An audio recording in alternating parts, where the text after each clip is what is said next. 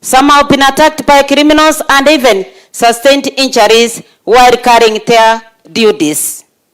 We therefore request that the government provide adequate security personnel and, where necessary, arms for protection during service delivery.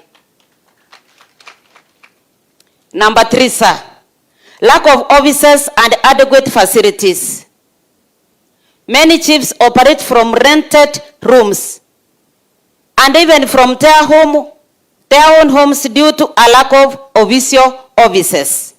We humbly request that government to provide proper officers for all chiefs and assistant chiefs in Kisii County and the whole nation to ensure dignity and efficiency in service delivery, sir. Number 4, housing for security officers. By the way, sir, our security officers are doing good work, but there is a problem. In most of our sub-counties, there are public lands available, but there are no funds to build houses for police officers. Like the sub-county of Nyamach, we are having public lands, but money to build offices for police officers, houses for police officers. That's our request, sir. If houses could be constructed, officers could live closer to wananchi, enhancing security and trust with community. Currently, the Inspector General is withdrawing police patrol bases that were established in private lands. This will lead to increase in crime. So we therefore, sir, request you that those patrol bases to be relocated to public lands. Number 5, financial constraints. Chiefs continue to face financial challenges in executing their duties.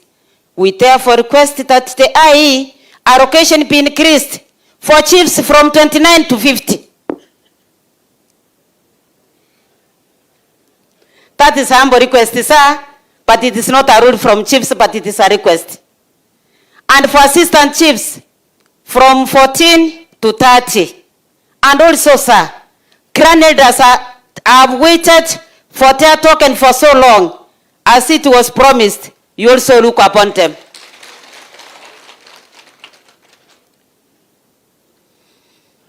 And this will enable chiefs to enable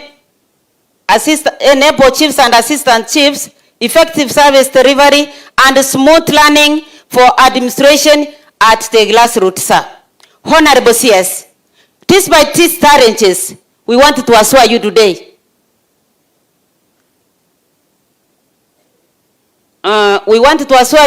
That despite these challenges, we want to assure you that Ngao's officers will remain full support of Kenya Kwanza government under the able leadership of His Excellency President Dr.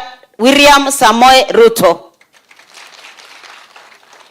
We are committed for serving diligently, upholding peace, and fostering development in every corner in Kisii, Excellency, and beyond. We also request that our Honorable CS from Kisii County, as we are seated here, that you convey our warm greetings to His Excellency the President and assure him of full support as he continues to develop the country of Kenya, sir. With these few remarks, we thank you once again for your feast and listening to our concerns. May God bless you. May God bless our beloved country, Kenya, and all of you. Thank you, sir.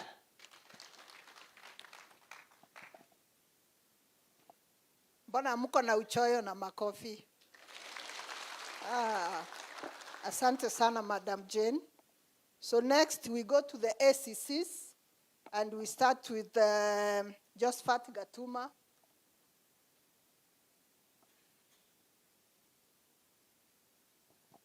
Asante sana, Madam RC. Saa mimi ni Gatuma, ACC Etago. Nitasema tu si mengi sana kwa sababu mengi yameguziwa. but I want to limit myself to a more strategic issues that affect us in our areas of operation. Ya kwanza saa, sisi ni watoto wako, na unajua your success will be measured by our success. If we succeed, you succeed. Equally, sir, as ACCs, we supervise our assistant chiefs and chiefs. Now, their success will measure our success. And we are concerned around their well-being because we've noted a gap. The gap is on the induction of newly appointed chiefs and assistant chiefs. Saa hawa watu wanakaa, unaona mtu ameappointiwa assistant chief, anakuja kwangu, nampatia barua, namuweka kwa chief mwenzake hapo, namwambia enda ufunze yeye kazi. Sasa wanafunzana huko, hatujui hii haijapakejiwa vizuri, wanafunzana, sijui wanafunzana namna gani, and that's why there is a gap. Ila maneno umesikia hapa, hata unapata kuna madharau kidogo na askari, ni kwa sababu the officers askari who are well inducted and trained wanadeal na chief mwenye si well inducted or trained. Kwa hivyo tunaomba kwa heshima, chiefs and assistant chiefs wawe inducted within their first year of appointment. Na ikiwezekana saa, ikuwe devolved at the county and or the regional level. Why saa? Kwa sababu tunajua there are specific issues which affect specific regions. Kama sasa in your opening remarks, you mentioned about gender issues and land issues. There are key issues in Kisii County. Na kwa hivyo tungependa when the chiefs are being inducted, specifically iwe tailored around those issues, gender issues and land issues. On the same time, tungeomba kwa heshima kama itawezekana, you promised that ngapu inakuja, bado tunasubiri. Our mobility, hiyo tunasubiri, tunajua inakuja. Lakini tungeomba how officers wa ngapu wanapokuja, ikiwezekana, we have well-trained officers who can man gender desk at the DCC's office. Ili hii maneno ya gender pia iwe effectively addressed at the sub-county level. On the same wavelength, tungependekeza saa pia tungependekeza tuwe na ngao officers, ACCs, chiefs and assistant chiefs who are specifically trained for gender and land matters. Ili wapelekwe tu kwa training mzuri, ili so that they can handle those matters at the grassroots levels.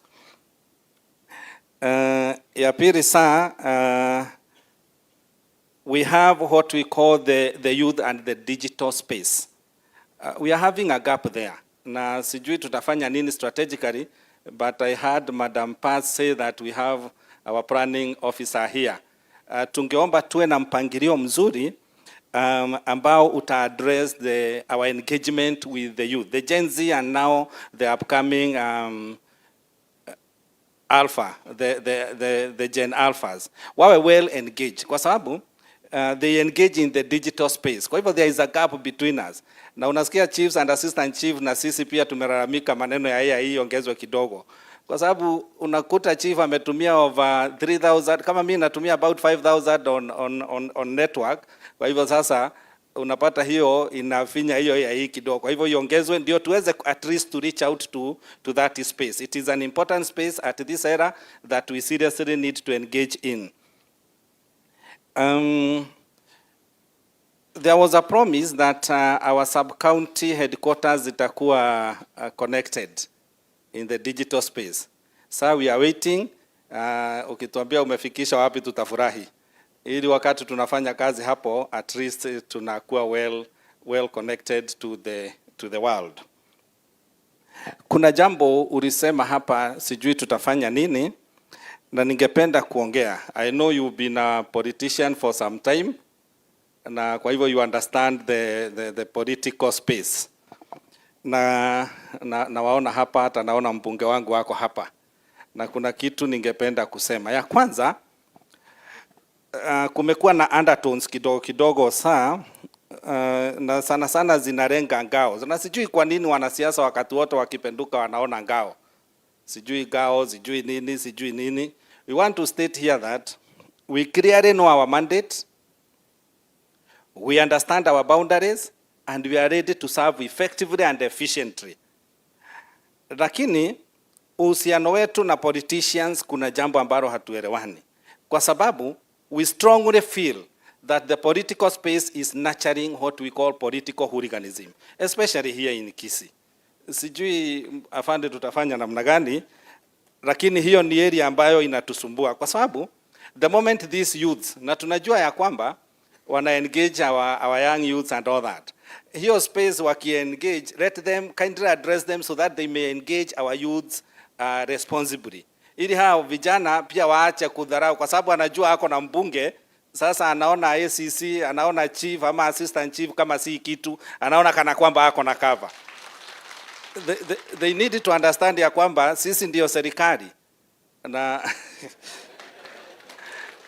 how we pray that sir you continue empowering us ili hii serikali ingare vizuri mashinani.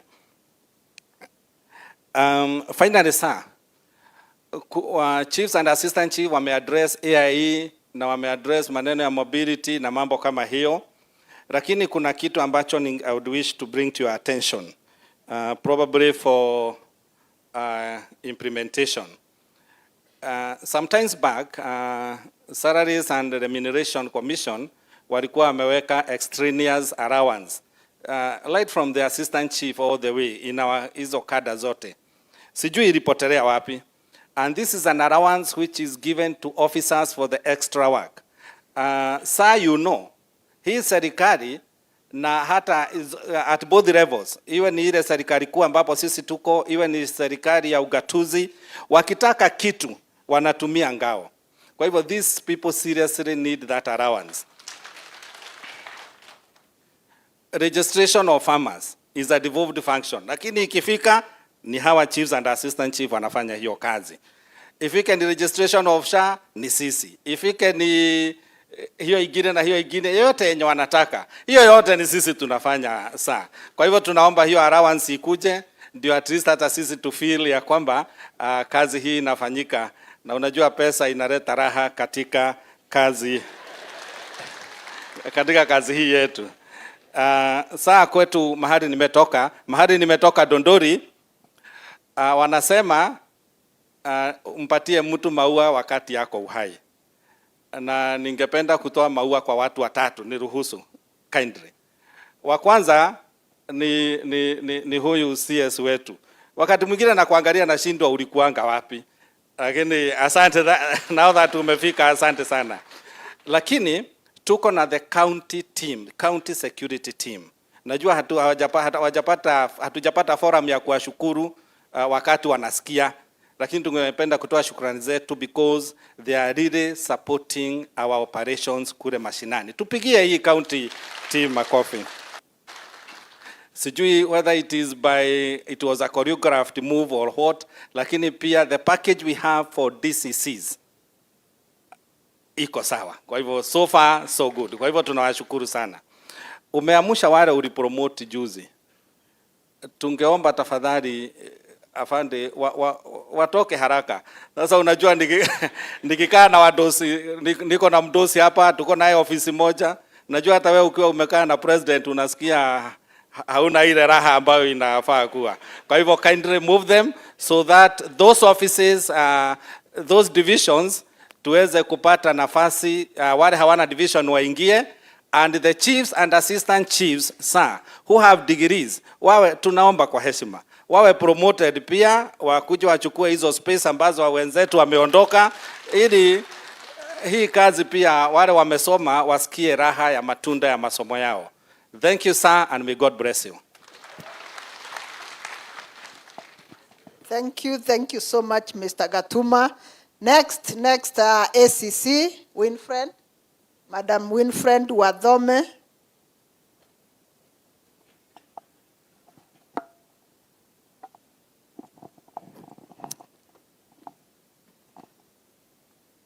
Our Cabinet Secretary for the Ministry of Interior and National Administration, Honorable Onesmus Kipchumba Murkomen. Sir, allow me ride on the protocol already observed. Ladies and gentlemen, good afternoon. My name is Winfred Wadhome. I'm a Senior Assistant County Commissioner stationed at Gesonzo Division in Kisii South Sub-County.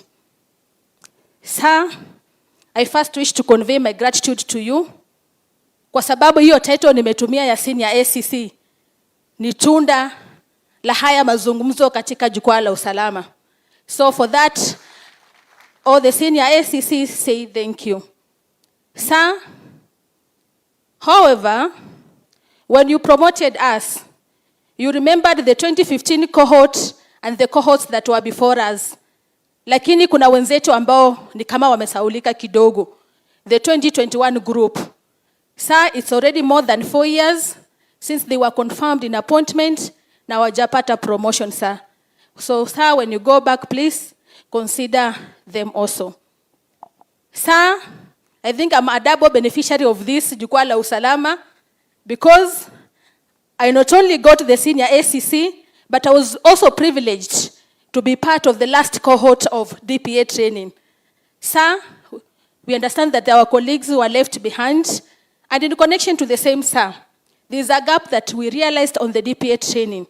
This is a very crucial course that is very essential to equip us with the skills and knowledge necessary for effective and efficient service delivery. Lakini sasa unapata hiyo course ina delay sana. Like for us, we waited for 7 years before we went for the course. Afande tunaomba ikiwezekana hii course iwe inaletwa mapema in the first few years of service, sir. Sir, I have been listening to you whenever you go for the Jukwaa la Usalama engagements. When you went to Kakamega, you released some statistics on the production of chang'aa, where our Kisii County was ranked number 4. Hiyo number ni mbaya. But sir, there were no statistics released on how crackdown is being done in every county, sir. Because I'm so sure that Kisii County is leading in the crackdown of illicit brews and drugs in the country, sir. Kwa nini nasema hivi? Sir, we have a forum, a WhatsApp forum, a very good initiative. That WhatsApp forum has the county commissioner, has the county commander, has all the deputy county commissioners, it has all the sub-county police commanders, all the station police commanders and all the ACCs. Na saa kila siku ile kazi inafanyika pale, najua pia unafika kwa deski yako. Hakika Kisii County tunapigana na hii pombe haramu. Sir, that notwithstanding, it's not that the fight against illicit brews and drugs has no challenges here, sir. Kwanza kabisa, we have some gap in the coordination of the stakeholders. By stakeholders, I'm mentioning the ngao, the police, the ODPP, and the judiciary, sir. You'll find that utakamata mtu na pombe. Kila wakati afande akifika kotini, they are presented as a first offender. Yet if this person, if the track record or if these offenses were presented well, these people would get a very tough sentence which will act as a deterrent, sir. So we have a challenge in the prosecution. We have also had instances, sir, that a person is taken to court with illicit brews and the magistrate orders that you prove whether that is chang'aa, sir. And you know, you have to take that liquor to the government chemist in Kisumu. At whose cost? At the cost of the ODPP and the IO. Sir, it's really been a challenge. And I know if we had a seamless coordination from the arresting officer, pressing of right charges, to the ODPP and to the judiciary, this thing of illicit brews would be the thing of our past. So, sir, can you please assist us in that? Sir, you talked about bank. Bank, this goes along with ethanol and also the trafficking of contraband goods, sir. These 3 things that I've mentioned, the ethanol, bank, and contraband goods, sir, zinatoka kwa nchi jirani. So if we had a proper management at the border, Kisii would neither be a destination nor a consumer of the same. Sir, we ask your indulgence in that. Sir, I would also like to mention something that my fellow lady officers and few male officers who stay with their children told me to mention: ad hoc transfers. Sir, we have had instances where an officer is transferred 3 times in one academic year. Huyo officer ako na watoto ambao ukiangalia umri yetu wengi tuko na wale watoto ambao ni wa kutembea nao, si wale wa high school ama wa college who can join us during the holidays. Sasa unapata officer anatembea shule 3. Kwa hiyo shule utahitajika new uniform in every school. You'll be needed to pay new parent fees in every school, which is really a financial challenge. So, sir, this issue, we would kindly ask that if it is not on very special occasions or serious disciplinary issues, transfers be only at the end of academic calendars. Sir, finally, it's not that we are asking much. My colleagues talked about AI, my colleagues talked about extraneous allowance, but finally, sir, I want to talk something on ACC's housing. I can attest to you that the chiefs and assistant chiefs are privileged because they work from the comfort of their very decent and comfy homes. But for us, sir, in this condition, I would first like to convey my immense gratitude to His Excellency for the Affordable Housing Project, which aims at providing decent housing to those who cannot afford. But sir, nyumba zenye ACCs wanaishi, they are nothing near decent. Najua sasa unaelewa zile nyumba unatembea umejifunga towel, una balance between kushikilia towel serikali isipate aibu na umeshika maji kwa bucket ya maji kwa mkono mwingine. Afande, we are kindly asking that when you go back, consider also a fund for decent housing for your officers. Thank you, sir. Thank you very much. Mpigieni makofi mazuri jameni. Now we move to the police officers. I want to call the OCS, Madam Maureen Adhiambo, Chief Inspector Madam Maureen Adhiambo. Please come forward. Any police officer who has been categorized to speak, kindly come forward and sit here. All the police officers and the DCC, please come forward.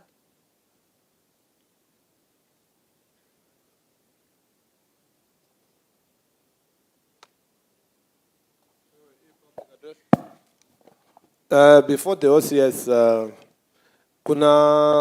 kuna chief ama assistant chief bado akona point moja na aliwachwa nyuma. Chief or assistant chief. Madam, gentleman hapo, another one here. Na nikikupea chance point tuanzie yeye. Proceed. Mwenye amesimama tu ndio ataongea. So wewe ndio nilikwambia simama. Okay, our airport CS. Now to the point. All protocols observed. Chiefs and assistant chiefs. God is good all the time.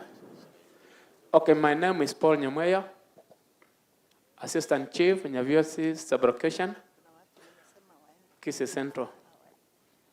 I have one issue which I've seen my colleagues have forgot, and this one comes direct to you, sir. Okay, it's quite fortunate that chiefs and assistant chiefs, the newly one, employed, we take too long to be paid. There's so many assistant chiefs here, and the chiefs... Newly employed chiefs and assistant chiefs wenye salary wachapata. Yeah. I'm aware about that, thank you. Okay, thank you. Asante sana. And then, ule wanyuma. Thank you, Bwana Wasiri. My name is Henry Ogucha Mirera, Senior Chief Itumbe Location, Sameta Sub-County. My issues concern on the illicit brew. At the court, we have the probation office I want to appreciate the senior SEC who has talked about the prosecution. They are not putting up a very strong defense. And the probation officer is misused. Previously, probation officers used to come to the ground. But this time they do reports in their offices. They don't know what they are talking about. They don't even consult the chiefs. Sir, look into that. On the matter of succession, sir, we have a challenge of gazettement of a succession course. If you don't know anybody at the government president's office, it will take months for that succession course to be gazetted. Finally, sir, we have a challenge of the survey office. Initially, we used to receive reports, letters from the land registrar to provide security for the surveyors on the ground. But these days, members of the public are told to go and get a private surveyor, which is very costly. Thank you, sir. Thank you very much. Very weighty issues. Hapa mbele. Hapa. The mic, yeah.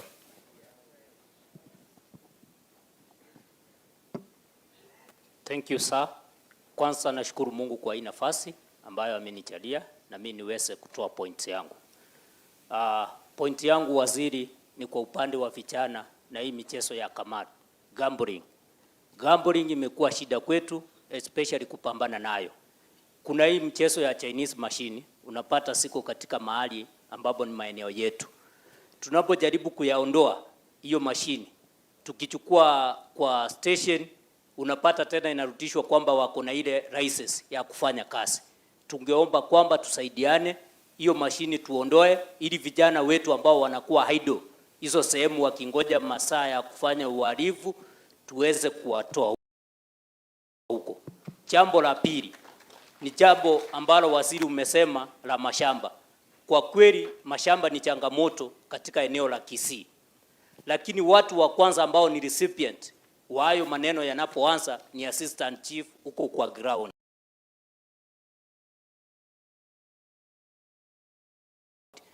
Na yanapotokea watu wanapoanza marumbano huku wakipigania hiyo mashamba, mtu wa kwanza kufika huku unapata watu wamebebeana mapanga.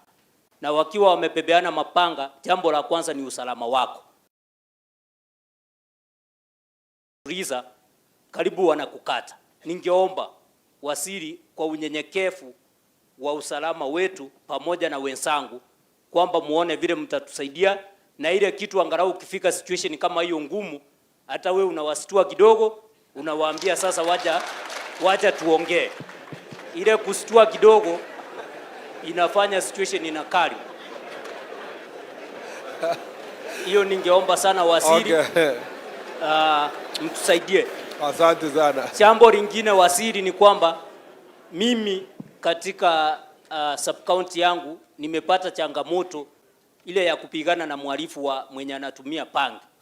Nimemfumania tukiwa katika raid na alikuwa amebeba mkuki, amebeba panga, na kwa sababu ya ujasiri na kutotaka kuanguza serikali nikasema wacha ni pambane na yeye ana kwa ana, uso kwa uso. Na hiyo ni kuhatarisha maisha yangu. Ile mkuki nilimnyang'anya, tulipigana na yeye ile vita ambayo mkubwa wangu aliona, police station waliona nikipigana hiyo vita.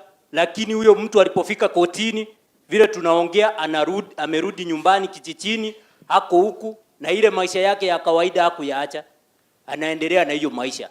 Hawa watu wanapofika huku waziri kotini, at least wachukuliwe mahali wawekwe kidogo ili uchunguzi ikifanywe. Inakuwa aibu mtu akifika kwa station unamwacha huko, waziri kabla ufike nyumbani mhalifu wako nyumbani.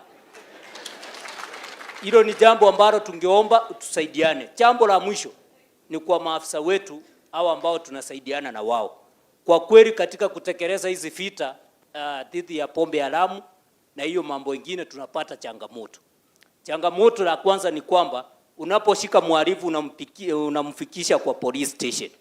Unamwaja huko mambo ya pombe. Kesho achukuliwe kotini. Ile jambo ngumu kabisa ni mambo ya pangi. Ukipata mtu na msokoto mmoja ya pangi, one load, unaambiwa kwamba huyu hawezi fungwa kwa sababu huyu msokoto moja ni kidogo.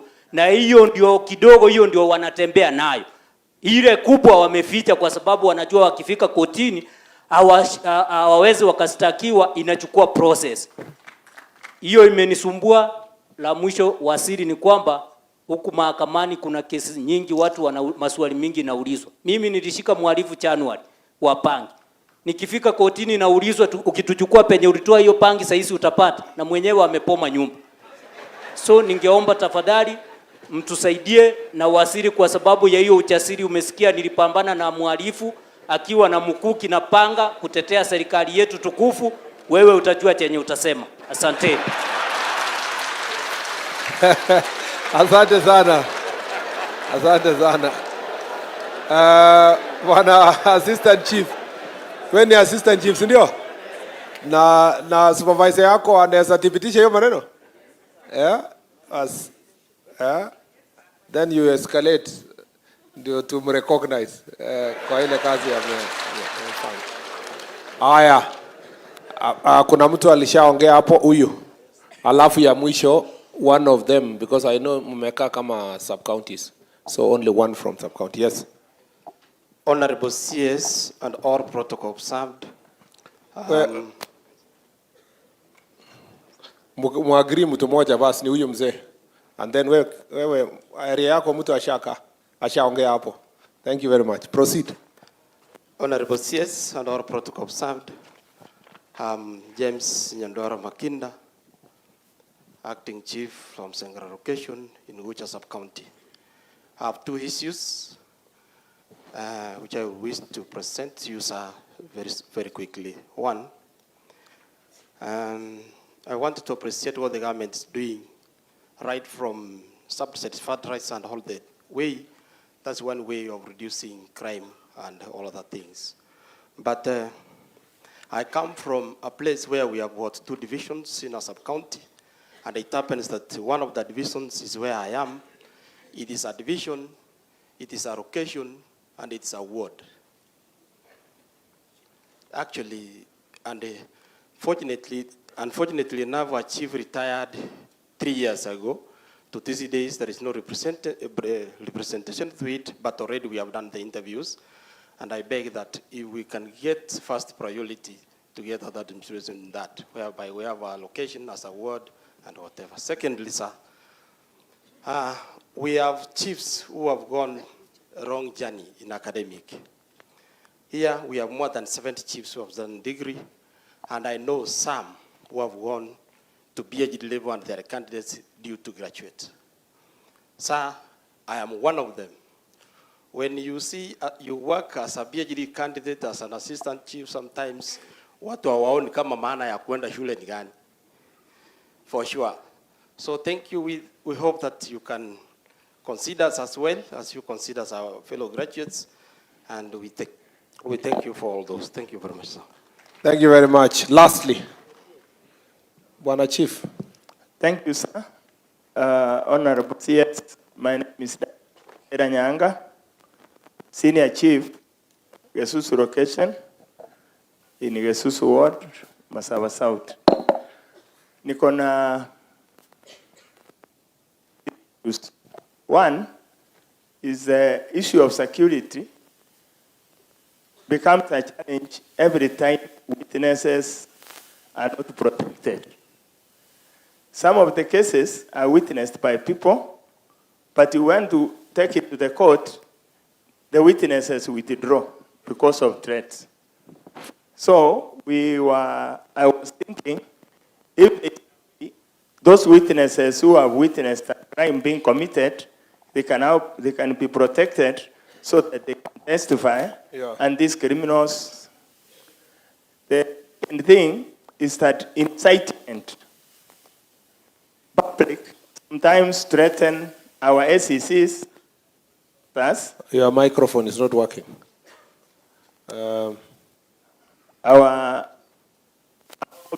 Sometimes our community members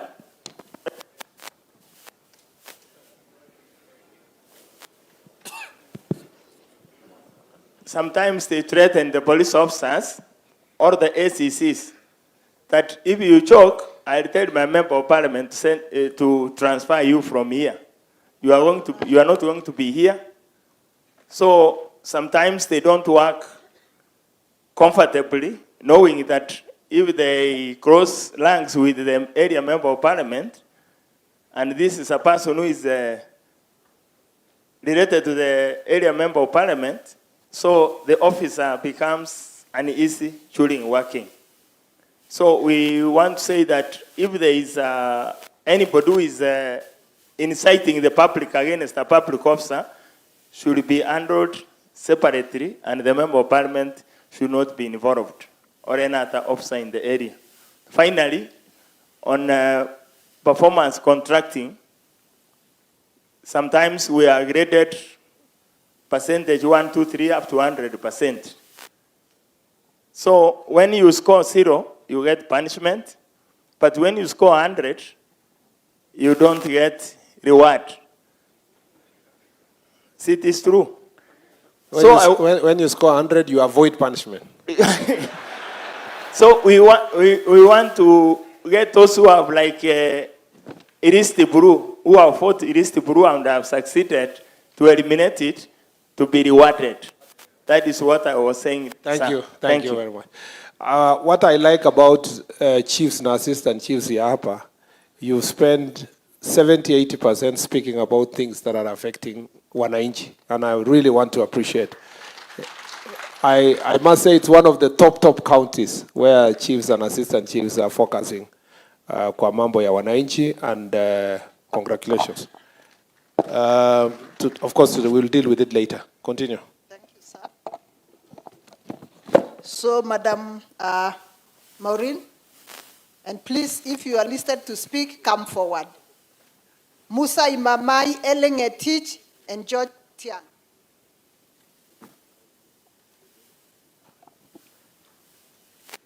To our Cabinet Secretary, Honorable Onesmus Kipchumba, to our DIG, APS, Mr. Gilbert Masengeli, to senior officers, all protocols observed, good morning. Bwana Yesu asifiwe. Asifiwe tena. Okay, thank you so much. I'm here to represent the OCSs, so it's gonna be long. Please sit down and enjoy. Thank you. Okay. I'm called Chief Inspector Maureen Ogweno, OCS Kyogoro Police Station, Kisii Central Sub-County. I've got 1, 2, 3 issues to bring to your attention. Okay, introduction. As the OCSs, since we are the main face of security at the ground level, we have so many cases that we experience in Kisii County. One of those cases is the one that have been talked about, gender-based violence and domestic dispute. Mheshimiwa hapa wanawake wanachapwa.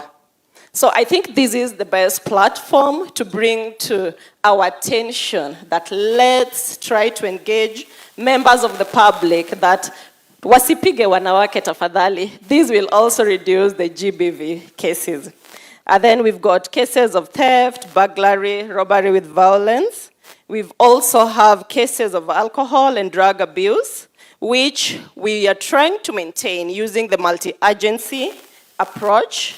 We've had land-related disputes, and this also leads to murder cases, recurrent, which has also escalated to violence. We've got cybercrime and fraud cases that is being handled well with our DCI offices. And we thank our Madam CCIO for really following up on that. Let me take you now to our operational challenges, since we are now on the grassroots of everything. Okay. My first operational challenge is manpower shortage. We request your able office to deploy more officers so that the number of officers can be commensurate with the number of the population of the area. Another thing is logistics and mobility. This one is inadequate patrol vehicles breakdown and low. We are always issued with 450 liters of fuel in a month. We kindly request your able office to add it, please, Nikidogo. And then we also request your able office to introduce use of motorcycles at the police station. Since the terrain in Kisii, tunatafuata watu ya changa lakini wanatupotelea kwa msitu. Na wakisikia tu ile volume ama sauti ya gari, unaona watu wote wamepotea mheshimiwa. Tunaomba tafadhali kama tunaweza letewa motorcycles at the police station. And then we also request that we allocate reliable motor vehicles. We've got 19 police stations in Kisii County that has got no motor vehicle. So we kindly request your able office to please help and enhance fleet maintenance and also increase, provide motor vehicles. Thank you. We also have infrastructure gaps. I'll throw these to the people in this podium. As any person sitting in this podium, are you, unafurahia ile station penye unatoka? Nani hapa anafurahia the face of the station penye anatoka? Anyone? Thank you so much. I think this shows that when we come to the infrastructure of the police station, it is umoja ni nguvu. Mheshimiwa pale anajenga police station, our DIG pia akirudi pale nyumbani ana contribute, Mheshimiwa Murkomen pia ana contribute. With that, we'll get the best police station so far. Another issue is officer welfare. It has been talked about by our chiefs and ACC about the station buildings, the poor cells at the police station. We request your able office to at least upgrade the stations and also modernize the cells and at least digitalize operations at the station levels. Another issue is officer welfare. This officer welfare, the one that I'll talk about that affects us daily, is our medical cover. Our medical cover is, it only caters for 1,500 shillings, the outpatient. Iyo hata itibu malaria mheshimiwa. I'm requesting your able office to look at our medical cover and let it be comprehensive so that any officer in uniform can access a good and a good hospital. And at least we are also requesting that let this medical cover isikuwe na ranks. Because ile vile mimi naumia, mtoto yangu ameumia, ndio vile hata mkubwa hapa, mtoto yake anaumia hivyo. And we'll need the same services. Another issue is mental health challenge. I think this has really affected our officers because of a lot of stress, trauma, and burnout. And we really request your able office to help in establishing counseling units and peer support at sub-county levels. Another issue is oversight pressure. Sasa hapa ndio penye media iko kwa polisi, iko kwa chiefs, iko kwa ACC, iko kwa kila pahali. And this really makes us not perform our work well. Unataka kufanya lakini unajua media ita capture. Maybe even if you're doing the right thing. So, hii nilikuwa naomba, we train officers on lawful procedures, enhance legal protection for duty actions, and then lack of eyes. I'm amazed that all chiefs were saying, Mheshimiwa tafadhali ongeza juu. The AIs, we've got stations that does not have AIs at all. Some OCSs here doesn't have AIs. So I was requesting your able office to introduce AI allocation per station for easy operations. And then we've got issue on transfer policy, which has also been mentioned by the chiefs, the AIC. I was also requesting that if you can have a policy that that will predict the transfer, the period of transfer. Nikikaa hapa Kisii 3 years, ile mtoto nilizaa nikiingia, atakuwa naingia class 1. Si ndio? Sasa nimpeleke class 1 shule ingine. So we are also requesting your able office, please, to introduce that transfer policy. Then the promotion policy. The forum that you brought, which is Jukwaa, has done amazingly. And let me applaud you for that. May God bless you. Another issue is recognition gaps. Some of us, so we've got OCSs here that do nice work.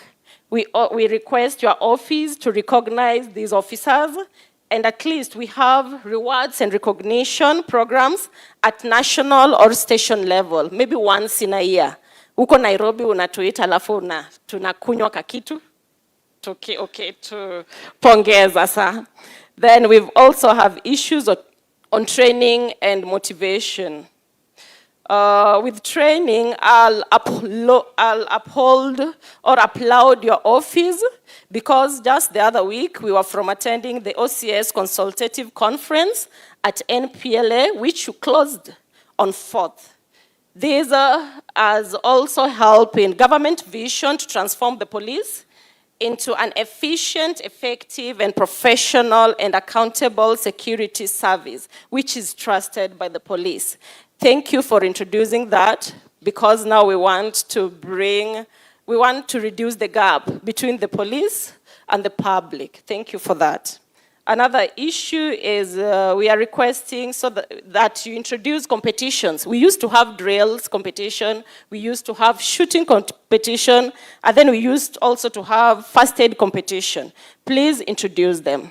And again, on trainings, I'm requesting your able office to start using the regional police training centers. It used to be there. That will help police officers and even the OCSs to enhance in their knowledge.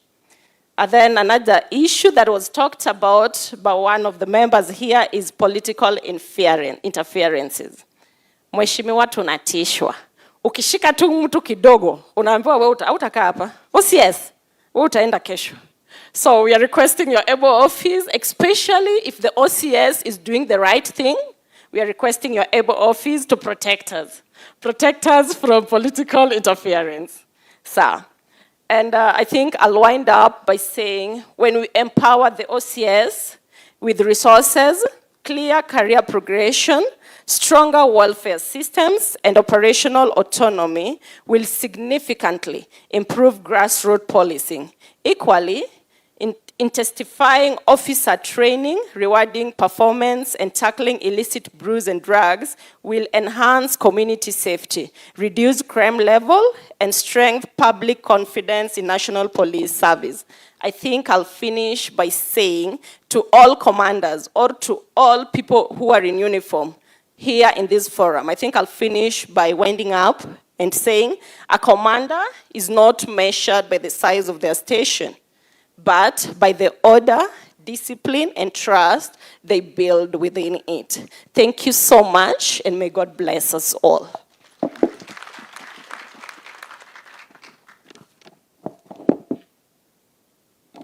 Thank you so much, Madam. Now we move to the representative of the base commanders, and I want to invite Chief Inspector Charity Mayeka. Welcome.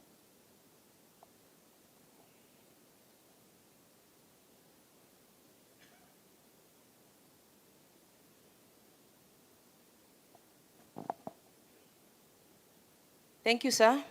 Our chief guest, CS, Honorable Onesmus Kipchumba Murkomen, DIG APS, Mr. Gilbert Masengeli, Kisii County Governor, Mr. Simba Arati. Sir, allow me to ride on the already established protocol. Good afternoon. I'm Charity Chepkemoi. On behalf of all base commanders Kisii County, allow me to present some few issues. One, our jurisdiction. Kisii County has 5 bases, namely Kisii Central, Nyanchwa, Suneka, Nyamarambe, and Gucha. Our normal duty of enforcement. Sir, we observe free flow of traffic, we investigate accidents, and we do road safety campaign. On the road safety awareness and sensitization, sir, currently we are conducting intensive road safety awareness campaigns in collaboration with the NTSA, targeting all stakeholders in the transport sector and other road users, especially the boda. We are requesting you, sir, to introduce the said program of road safety to our popular radio and TV stations. Wale walikuwa 1980, kuna ile program ya dereva chunga maisha. Nafikiri if it can be reintroduced again in our local and popular channels, it will assist in the road safety and sensitization awareness. Then the curriculum, I think, already is in the school programs, so our children will be taught about road safety. As much as we go there, wako na habari. On the issue of corruption, it takes two to tangle. Kindly, sir, allow me quote the verse of our DIG, Mr. Masengeli, Luke 3:14. It warns the receiver. On the other side, Exodus 23:8 cautions the giver, reminding us that bribe blinds and destroys fairness. Our mitigation, sir, we request you to introduce instant fines for traffic offenses so as to adjust the tedious criminal justice system. For example, the long-distance motorist given a ticket for a traffic offense, they will stop and wait to be prosecuted. This will save time and cost of traveling to court and also delivery of the goods. In the department, sir, we have some challenges, and all our 5 traffic offices, we don't have motor vehicles. We depend on our good relationship with our OCS, sub-county police commanders, DCIO, and APS vehicles. Lack of motor vehicles leads to delay in response to accident scenes. Sir, kindly allocate some vehicles to our department too. On the side of infrastructure, when you look at Kisii town, generally, it is really congested. So we are requesting, I don't know if it will be the county government, to construct a walkways. We have Kisii University, Kisii Polytechnic. They construct walkways so that to ease that congestion. And also, if possible, we can get a bypass for long-distance trucks to avoid the congestion here. Another thing, sir, traders have encroached into our roads. Kindly, sir, let them be relocated to safer places. Like recently, we had a terrible accident at Darajambili. So we kindly request for a relocation of the traders.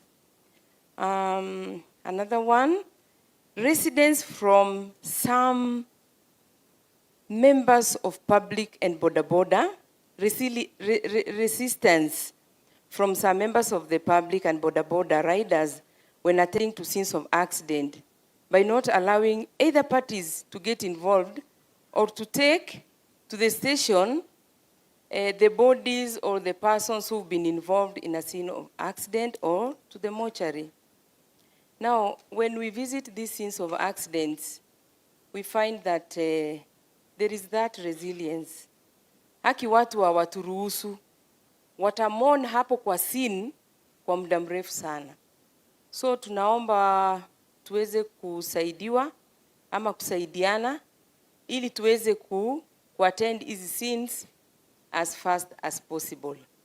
Another challenge, sir, ambayo utakutana nayo hapa kwetu Kisii ni excess is rampant. Wanahang sana. We've been to other places of service, but we find that watu wanakaa ndani ya gari. But hapa Kisii, hanging is rampant. We are trying with our courts, like I come from Gucha, wanapigwa fine mzuri. So we request that the judiciary to assist us. Before I put my closing remarks, there is a point, sir, you raised about the border riders.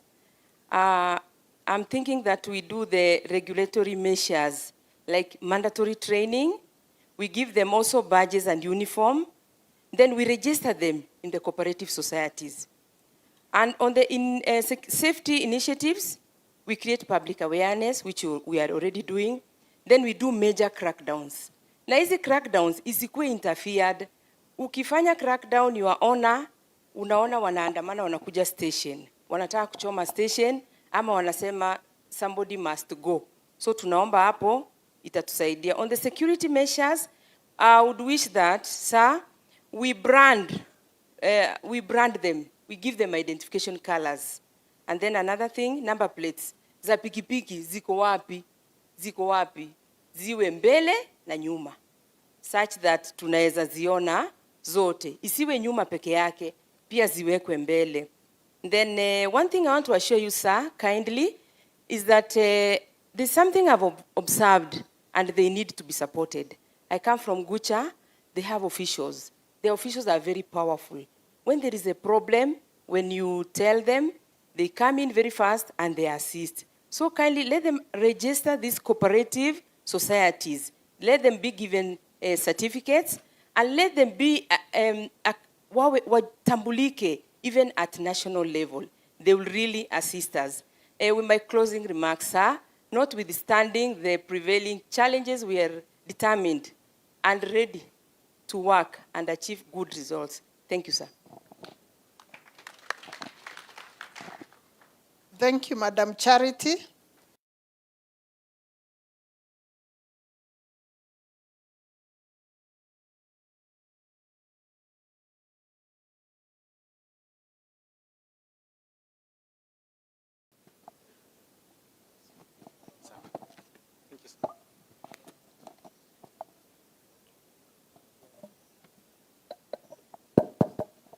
I know Mheshimiwa is going for another function, so I'll give him 1 minute to say hi. But before he does so, any assistant, any OCS, kuna kitu imewachwa na madam yenye haijasemwa, and you have been very comprehensive today. Yes, OCS. That's the only level I usually have a leverage, kuongeza 1 or 2 people. Supitishe kupitia watu tu. Our chief guest today, Honorable Kipchumba Murkomen, the Cabinet Secretary for Ministry of Interior and the Coordination of National Government, the holder of the Golden Heart, all protocols observed. Good morning. My name is Chief Inspector Isaac Mkonambi, the OCS Ibena Police Station, aka Nyanturako. Now, I have an issue here that cuts across the board that affects OCSs when it comes to performance of their duty, and that being mentally challenged police officers and those who abuse drugs. We are talking about our police officers whom we are in charge of. Our chief case, this is a very challenging component, and it should be highlighted as it is. We should not sweep it under the carpet. Now, how do you say that national security is strong, strategic, and able to perform when you have police officers who use drugs and substances, who are drunkards, and who are part and parcel of the cartels that sell these drugs?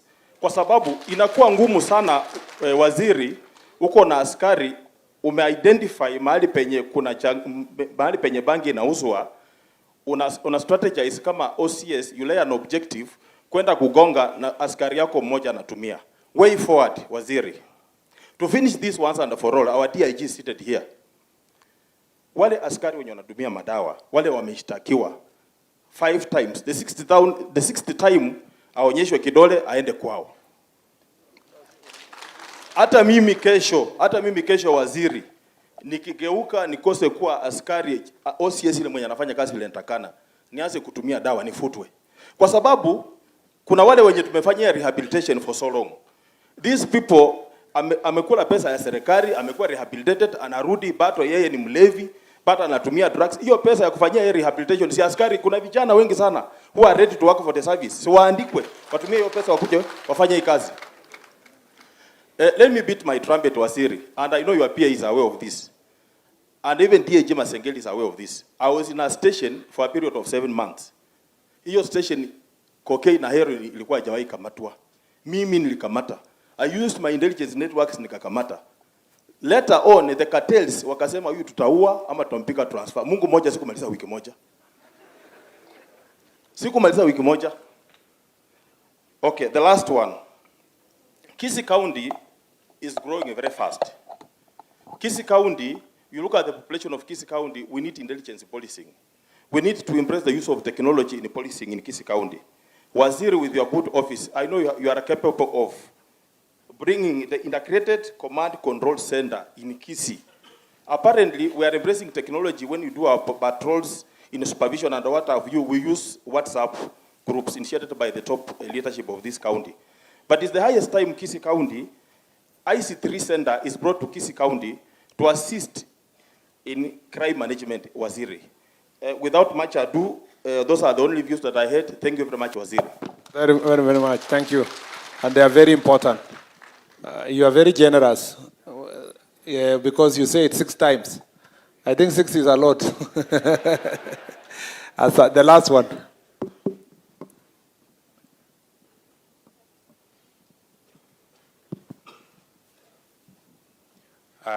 Thank you, sir. My name is Inspector Peter Indeche, Deputy OCS Igonga Police Station, Kisii South. Sir, ningependa kushukuru kwa sababu I've been in the service for the last 36 years. Hatujawahi kuwa na mikutano kama hii. So thank you so much for coming down na kuongea na sisi. Jambo la pili, ningependa pia kushukuru sana kwa sababu uko mstari wa mbele kutetea polisi. Hata wakati mambo yalikuwa yamechacha sana, ulisimama na sisi. Ingawaje watu wengine walichukulia kwa njia nyingine, lakini I remember ukisema ya kwamba hizo punduki ambazo tunabeba sio mandasi, it is true. Thank you so much kusoma na sisi, sir. Na upande wa our stations, most of our stations sisi tuko squatters. We don't have title deeds. Most of our stations zinakaa kwa private land. Na kila wakati tunakumbushwa kwamba mnajua hapa sio kwenu, mnaweza enda wakati wowote. So tunaomba ya kwamba tupate utafutie shamba ambalo tunaweza tukachengewa stations, tunapokaa tukae tukijua kwamba tuko mahali ambapo pako safe. Jambo lingine saa kwa upande wa welfare ya officers, tuko na officers ambao maybe wamefika 50 years, wanataka wafanye kazi nyumbani. Sheria inasema ya kwamba mtu akifika 50 years anaweza kuapply. Ningeomba ya kwamba any officer ambaye ameapply ya kwamba aende kufanyia kazi nyumbani so that a prepare his or her retirement karibu na nyumbani, awe allowed. Sio kwamba ana apply then inapotea hivyo au sikii chochote. And then lastly sir, upande wa promotion, OCS ameongea kwamba lazima tuwe na mikakati ya promotion. Najua kwamba these officers wanajulikana zaidi hapo chini kufikia division level. So unakuta kwamba watu wanafanya board mpaka headquarter. Mtu amekuwa recommended kwa division, amekuwa recommended kwa county, amekuwa recommended kwa region. Ikifika headquarter unaambiwa kwamba you don't qualify.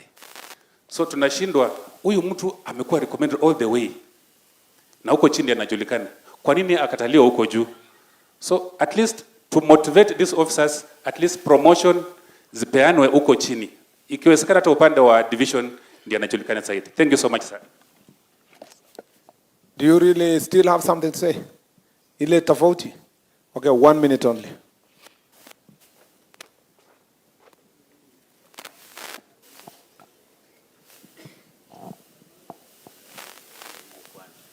Okay, the last one. That's the last person. Chief of Guest, Sir Honorable Murkomen. Mine is different. I only have 3 issues. Number 1 is issue of Jukwaa Usalama. Indeed, this is a new approach, a new model that is aimed to assess the security situation in our areas. Secondly, issue of medical covers. The medical cover we have for the NPS is very hectic, and we have limited resources. That's 1,500, and unpaid claims for the officers, and the delay of claims. So I request your office to look on that. This medical cover also need to be supervised. The insured should supervise this medical claim. Another issue is WIBA cover. The issue of WIBA cover is only for the Work Injury Benefit Act. This act is only focused on 2 issues. Number 1 is the accident, and number 2 is occupational diseases. So I request from your office that you look this WIBA Act, you include for the political violence, those who have been killed or have become victims of political violence or terrorism. The other issue is issue of Itago and Nyamarambe sub-counties. We have issue of collection of prisoners from the prison department. So we go to the prison to collect prisoners. And I think the leadership of the prison are here. We can address this issue so that our main job is only to take prison accused suspect to the court, not to pick from the prison. So with that few words, I say thank you. Thank you very much. Appreciate it. Thank you. And that should make the now and the other team, sub-county team, you don't repeat most of the things that they have raised. I will give our majority whip, Mheshimiwa Osoro, 1 minute. You can go to the podium. Thank you very much, Waziri. DIG, Papa Masengeli, and all protocols observed. My name is Silvana Osoro. I'm a member of Parliament for South Mogrango and the majority whip of the National Assembly. Waziri, this is very crucial. It couldn't have come any, there is no better time. I think we tried, we were a bit late, but let me say there is no better time than this that God has provided for us to have this engagement. You may be surprised, Waziri, I'll speak in 2 fronts. I have gone through the police training. Unlike what most of you know about me. And I know much about the police, and then now I am in the legislature part. So when I speak, I'll speak in the 2 fronts. Many challenges of the security officers, Waziri, boil down to one thing: morale. Morale in every sector. Because these officers are doomed when they do, they are doomed when they don't. They are like goalkeepers. No matter how many goals they are able to stop from, their opponent from scoring, people will remember that one particular incident that the ball passed through, whether it's by accident or by design. And that is why the officers sometimes face a lot of challenges. Right from their salary, back to their workstations, frustrations from their families and everything. There are so many things that the officers go through. But I'll single out now that we have senior officers, and I didn't really hear any of them speak about it, especially on our stations. We have a challenge of strength, big one. A station, I don't know whether somebody spoke, but you get a station, a large station that covers a huge area of jurisdiction, has got very minimal officers. But I'm happy that there is recruitment that is going to happen in another 2 or 3 weeks, which will cap that. But when you do that, Waziri, please remember the area of Kisii. It is largely understaffed. Largely understaffed. And you can see, like a village slum, overly populated, So we really need such. 2, mobility. there is a challenge of mobility in our stations. I think my OCS in one of the stations is here and can tell you, I mean, I've seen several times they are pushing their vehicles along the way, and sometimes we rescue them. And I mean, really embarrassing, and it's not really a very good situation. When I get back to the question of morale, Waziri, these officers did a very good job to curb the large protests that were witnessed in this country sometimes last year. If I remember well, and because of the network within the service, in the last regime, there is what we used to call unknown allowance for the officers. If that can actually be seen for these officers, it will boost their morale so much. They know what I mean, so I think yes. But again, there is a growing lack of coordination there now, and this is the challenge, between Ngao officers and the police service. It's largely attributed, Waziri, to now the autonomy of the police service. And you know, you find the DC is chairing a security meeting, but you know the OCPD could be having a larger AIE than now that DC. If there is a way that coordination can be done, that they are harmonized in either side, so that there is utmost respect. Because I have seen myself, Waziri, and a chief from my area, and I'm sure the chief is here, being dragged by a constable from the crowd, you know, to end a statement. And he was holding a barasa. An old man left with 2 years to retire, you know. And the good thing is that I was in that area, and I engaged the officer. I told him, I mean, really, you can't do this. You could summon this officer, because how then do you want this guy to even summon or to call the baraza tomorrow? People will not respect him. That needs to be harmonized. There is a disconnect. And I must agree with what some chiefs said here, where sometimes a chief arrests, we have a few elements within the police service. A chief arrests a drunkard, takes them to the station, anarudishwa na yeye. Officer anasimama hapa anamwambia rudi. Enda tafuta njia nyingine, ama anamweka ndani kidogo, then anamwambia huyu najua chief haona akili. Wacha ni, you know, it is embarrassing sometimes. This is sometimes very embarrassing. But more importantly, within the service, again, the challenge that we have again, please reintroduce refresher courses for the police officers. Some of the police officers, especially the junior ones, because they can hardly go to the ranges. The last time they went or they shot, they used a gun is when they were in college. And some mistakes that are done, they cannot actually eye the bullseye, because they've even forgotten to use sometimes those serious armories that have actually come lately. So we need to think through that line.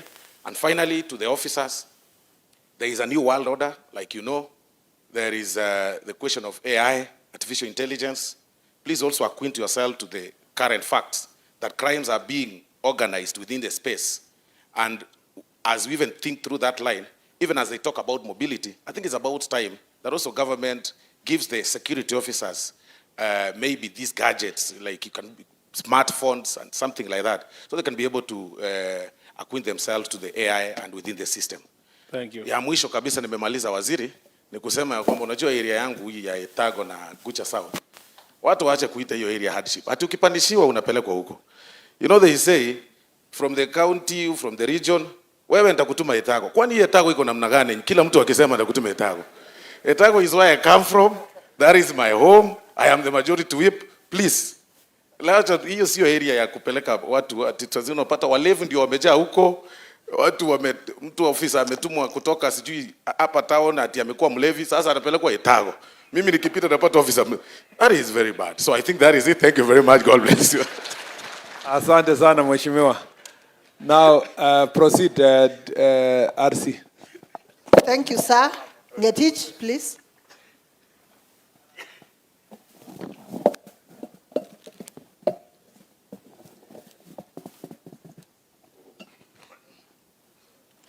Our guest of honor, sir, the CS Interior, our DIG, who is also a friend of police officers, regional police commanders, county police commanders, all protocols, hamjambo. My name is Ngetich. Sub-County AP Commander, Kisii Central. Sir, let me start by appreciating the opportunity that you are giving us in terms of coming to this Jukwaa Usalama so that we can discuss issues pertaining security. Two is to affirm and reaffirm our commitment as APS fraternity in fighting crime within Kisii, and say we will not relent until that is achieved. Three, let me respond to your question that you posed to us. And you said, what will we do in Kisii to fight issues to do with robbery, issues to do with major crimes? And I'm proposing, if possible, that we engage a team, and maybe you can call Rapid Crimes Response and Action Team within Kisii to follow up on every crime that is reported and be able to deliver their reports within 3 months. I believe we'll be able to move forward in that manner. Housing, Kisii Central, part of our houses were built in pre-independence era. You can imagine. And to date, nothing has been done. Those houses have been declared not fit for officers. Yet we still live there. We kindly request, sir, if possible, through the affordable housing program we put up because we have land. On motor vehicles, Kisii Central, we have 2 unserviceable. If they were serviceable, we would be performing much more better. How I wish, sir, that we respond to that and you accord us the opportunity to have other vehicles for us to be able to respond to issues very fast. A colleague of mine talked about involving digital space on security management. In Kisii, we have what we call Back Street in town. We also have Kisii University, and called Kisumundogo. A lot of crimes happening there. If you can be able to engage digital platform, where even the county police commander sitting in his office can be able to tell what is going on, I believe we'll be moving a step further. On matters personnel, yes, but the issue is where did the rain start beating us? By not recruiting at some point. I suggest, if possible, that does not miss an opportunity to bring officers on board each and every year. That way, our numbers will be sufficient for us to move forward. As I end, sir, the issue of land rights and land issues are so emotive. We have lands in Kisii belonging to National Police Service, basically the APS, in Nyamache, in Kisii Central, in Etago, in Masaba South, but we have not processed them. Kindly, sir, if you can support us to process them and own them, I believe in future we'll be having spaces to be able to develop. With those few remarks, let me end and say thank you very much and may God bless you. Thank you, sir. Thank you very much, Mr. Ngetich. We now move to the prison, and I would like to invite Madam Jane Oyo, SSP, to address the gathering.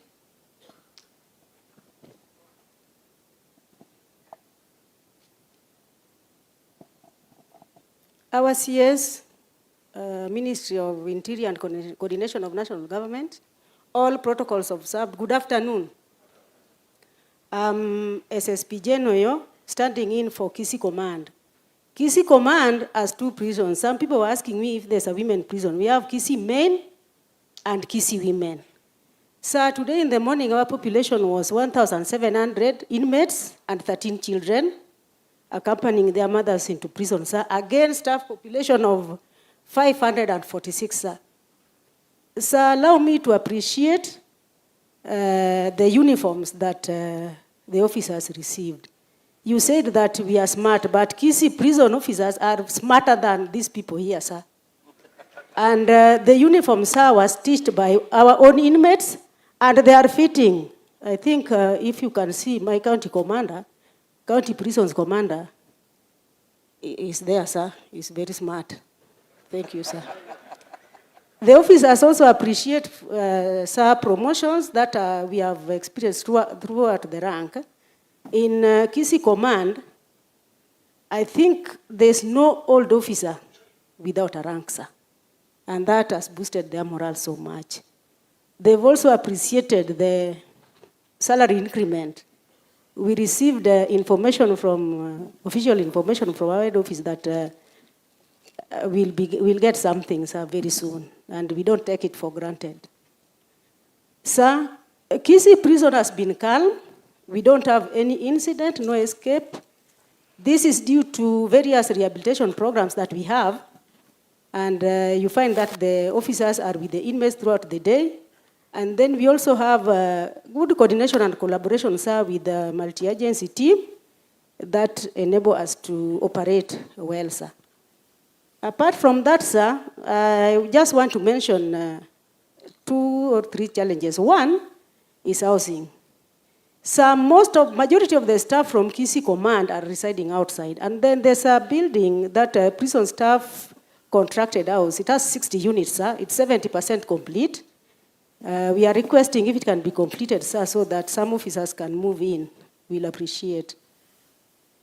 The population, sir, as you've been told, is 1,700. That's not a small number, against 546, sir. We are requesting, sir, we be provided with CCTV, sir, so that, and metal detectors, sir, to enhance our security. Officers are also requesting, sir, that their medical cover be comprehensive. Yes, sir.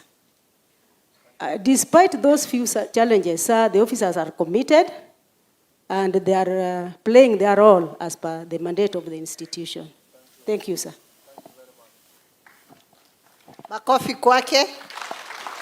So next I will invite Mr. Etiang, SP Etiang, who is the sub-county CIO for Kisii Central. Welcome, Mr. Etiang.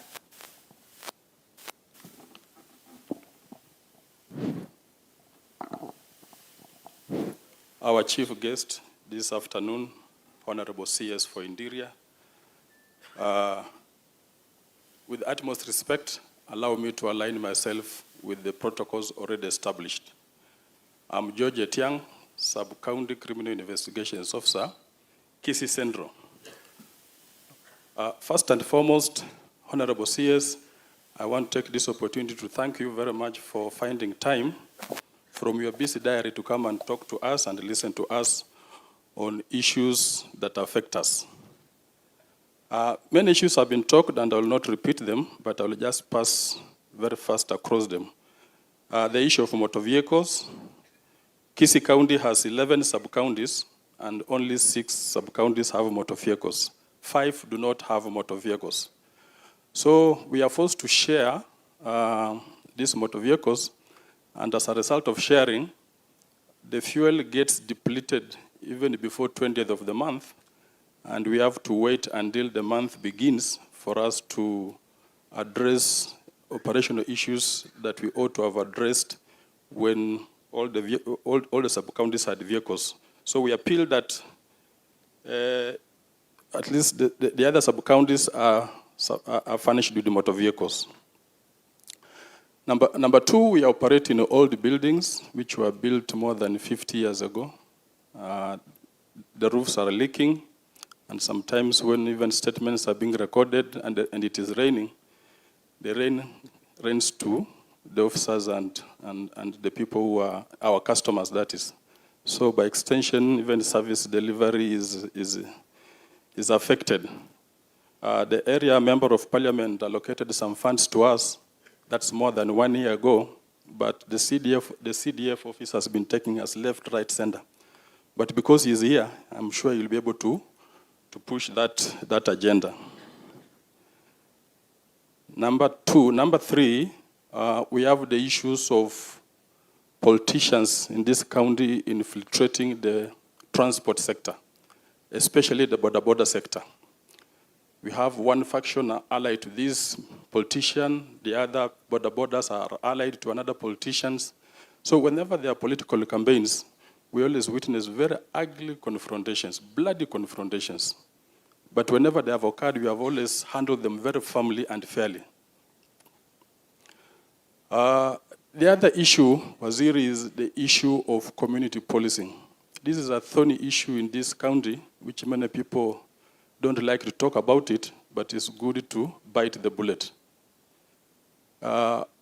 most members of the former proscribed Chingororo, Amachuma are hiding in those community policing.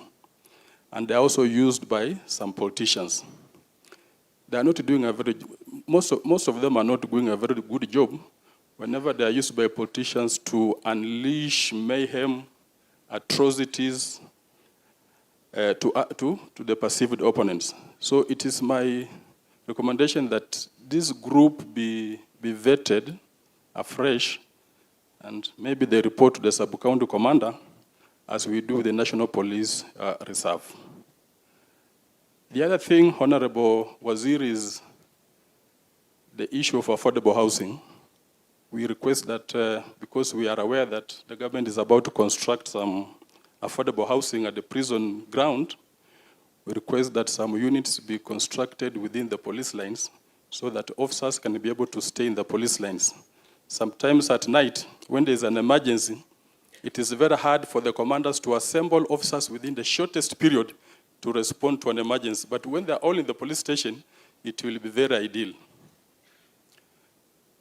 Last but not least, we have the problem with land matters in Kisii,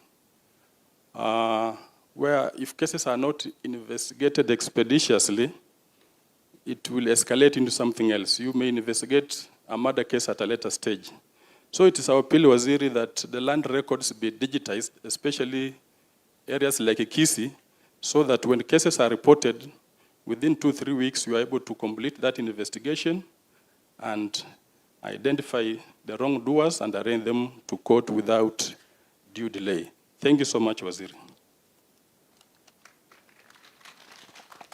Thank you so much. With your permission, sir, I now wish to invite the OCPD Kisii Central, SP Musa Imamai.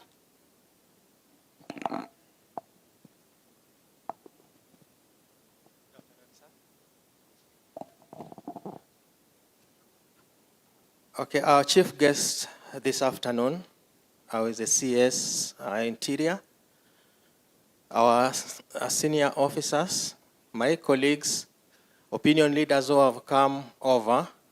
Good afternoon, everybody. Good afternoon once again. Now, much has been spoken this afternoon regarding our forum here today.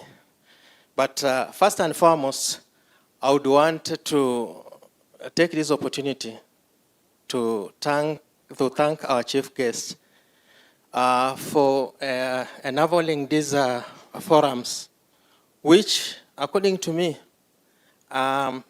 is like a mentorship program to us, that we can also still cascade what has been brought to us to the officers under us. Number two, I would want to compliment our CS for what he has brought to us so far. 2 days ago, we have received signals for promotions destined for all cadres of officers, from constable up to the inspector. Something which I think is mentorship, and is also reducing the levels of stress and the stress that our officers are going through. Much has been mentioned by my colleagues, but I just want to say one thing.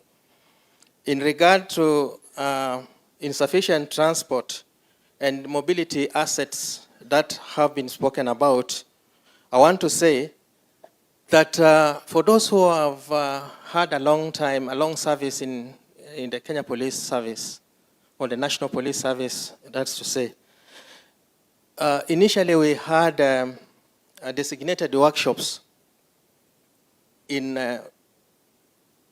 all sub-counties, which were operational, and they were serving departmental vehicles. But with the introduction of leased vehicles to the service, I think all the workshops have gone down, and we do not have personnel, we do not have the spares which were there.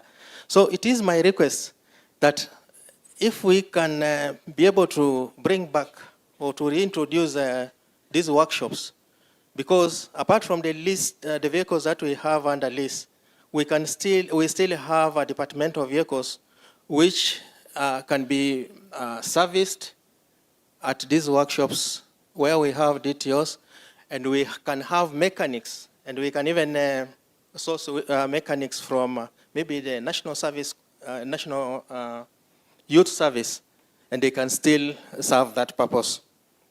Number two, there's an issue, on the issue of infrastructure that we have mentioned. If we have to improve the police stations and maybe the infrastructure we have at police stations, then we also need to take care of the whole infrastructure the way it is. We have had, we have some stations which were constructed and they were completed, but without water.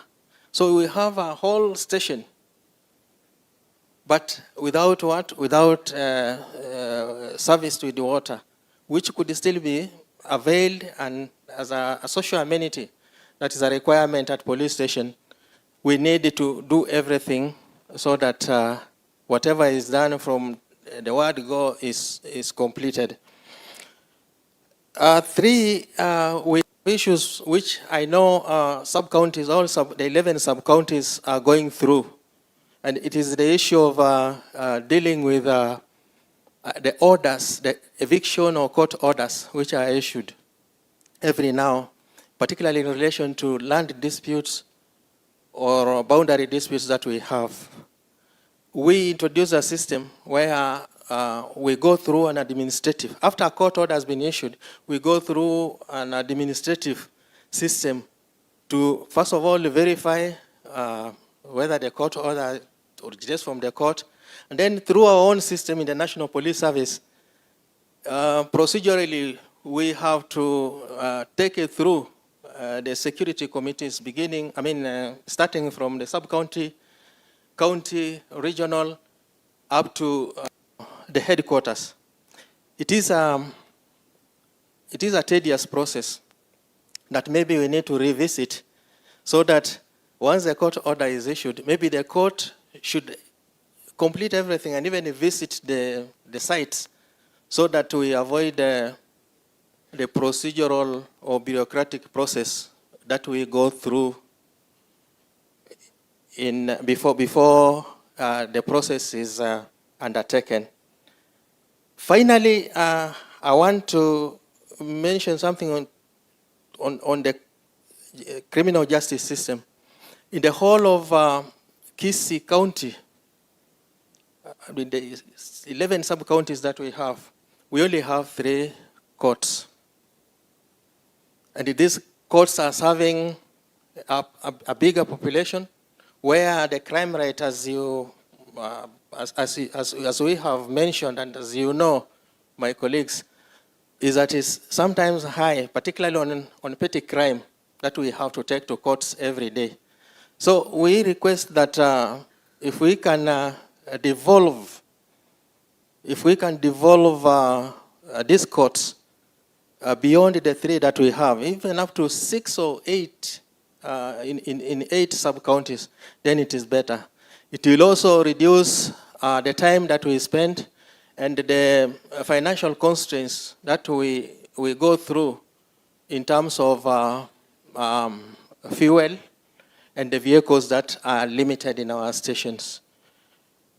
Finally, as I finish, in response to the training that we have mentioned, is that for the officers who have been there before, we used to have, then they were called the provisional training centers, PTCs. They could be regional training centers now. But with an increase in the population of our officers who need the training, I think we also need to develop training from, first of all, we need to we need to promote training, because that is a major problem we have. We don't have in-service training so far the way it used to be. And that is why we don't have many officers going even for either upgrading preparatory courses or discipline courses. But if we need to develop these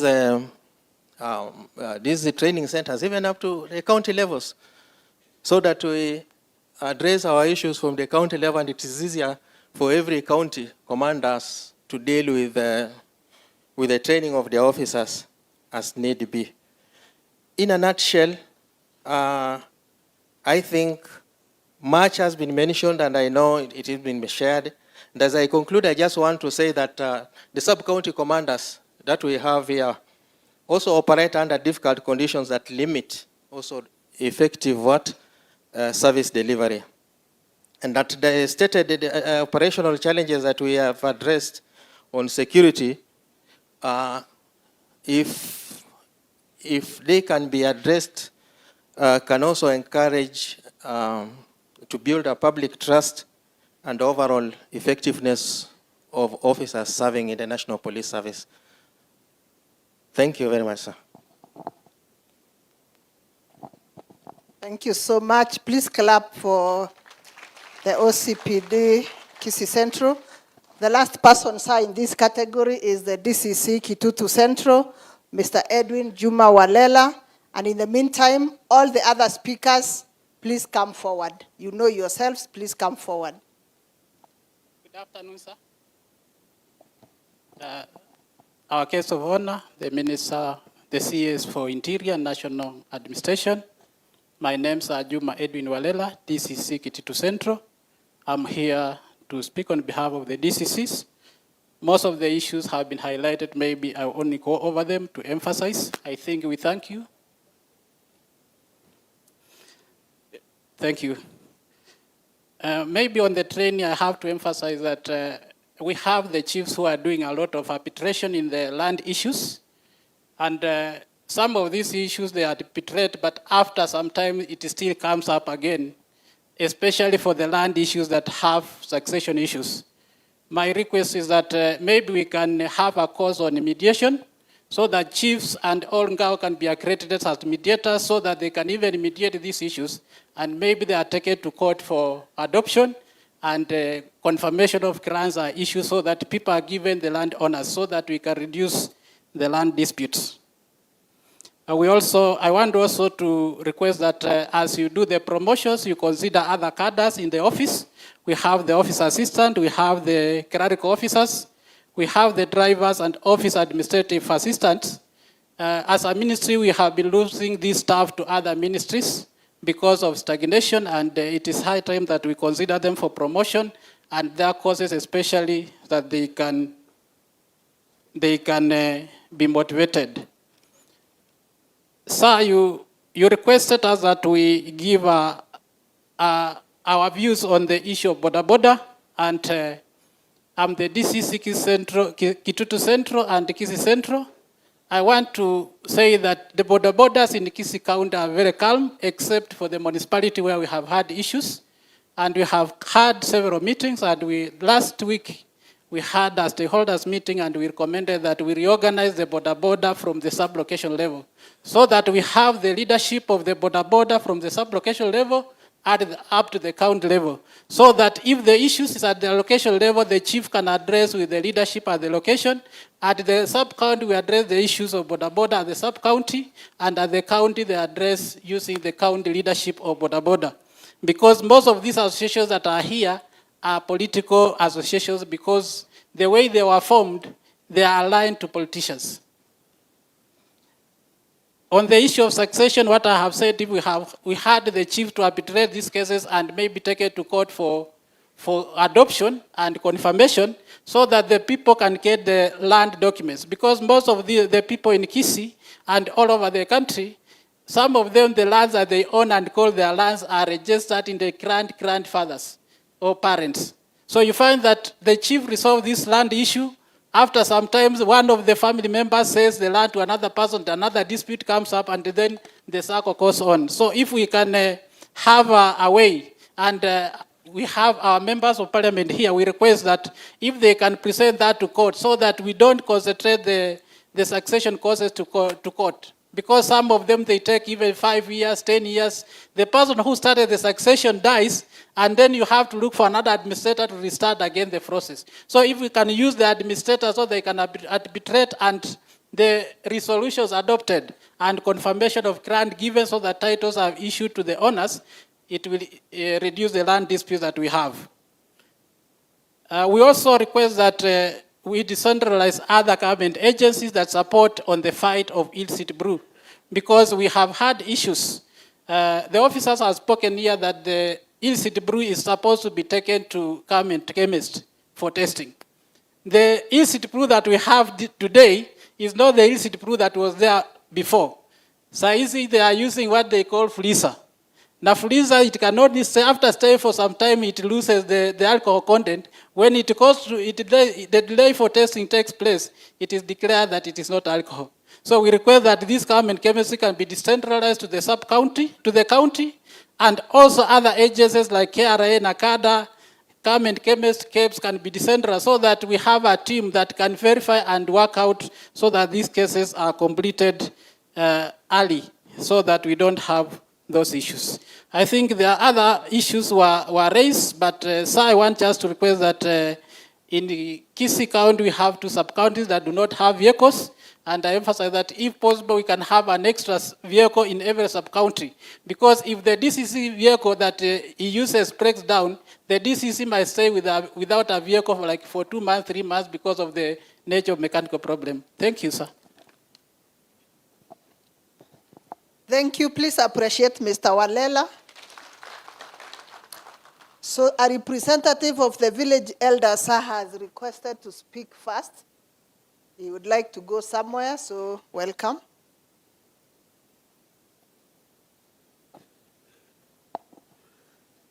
Mgeni wa heshima ambaye ni CS wetu. I hear them call me Samson Mauto Nyamoko, an elder from the Abagusi Elders Council, advisor to the Omogusi Elders Council. Kwanza nashukuru serikali yetu, and we as elders, we cannot shy to say that this is the government that we belong to. For the chiefs, if you take a health break, let's quietly and come back. And I don't know wenye wako nje huko wanaota nini. Kuna jua ingine iko huko nje. I thought all the chiefs were sitting inside until nimeona mmejipanga nje. So Bwana Waziri, ukienda nianzie hapo, salamu zetu kwa wingi kwa rais wetu. Na umshukuru tulipokuwa State House, Mheshimiwa Chanda, unakumbuka kubeba projects kuingiza Kisii. Mwambie asanta, na tumeona mengine yameanza kutendeka. Hakuchukua muda. Mengi ambayo wananchi wamezungumza hapa, ningekuomba kwanza nikushukuru. There was a border crash over the other end. Ulijitolea ukakaa pale kama mwanaume. Na kuna peace sasa. Umachoge Borabu na Kiligol sites. But I request you, after the peace making, everybody went away. We need to interact with these people. Can you initiate a cultural festival, cultural festival between the Maasai and the Abagusi?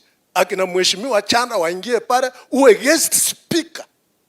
Kama utakosa hera, tutakusanya, interact na wale wa jamaa, hata tuintamari, ndio pisi isambaze.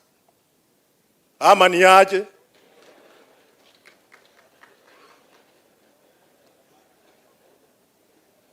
As a cultural messenger, When people interact in such activities, you establish peace.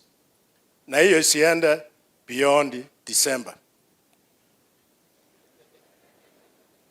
Kuna jambo tuliongea hapa, Mheshimiwa Waziri, mambo ya administrative unit. Kwanza kabla ya hayo, nataka nikuambie hii county yetu tuko na amani tele. Siogopi kumshukuru bwana county commissioner wetu hapa. Ametuweka pamoja, tunaongea sauti moja na hakuna mfutano hapa. Aendelee kutuongoza vivyo hivyo. Tunamshukuru mbele yako. Sasa kuna administrative units hapa Kisii. Kwa mfano Bomachoge Church, we were given a division in the year 2017. Tukatangaziwa kupatiwa DO. Hatu wa sasa. Na leo umetutangazia kwamba kuna wale wametrain. And the answers are at your fingertips. Utubakishie moja hapa leo, aende Bomachoge Church. Because you have the powers. Na hizi administrative units, Sabo Machoge Church, hiyo division na location, tangu 2017 gazeted bwana honorable minister. Hawa Machoge Church si wana Kenya. And you have the powers as a minister. Announce today that the administrative units for Gucha activated. Ama ni aje wananchi, si huyu ndiye mambo yote. Tena tuende Nairobi kutafuta na hako hapa. Na mtomo huko hapa. Na karamu iko hapa. Amua hiyo tuende nayo. Mwisho, sitaki kuongea mengi. Mambo ya suicide. Hiyo mambo rape. Bwana Waziri,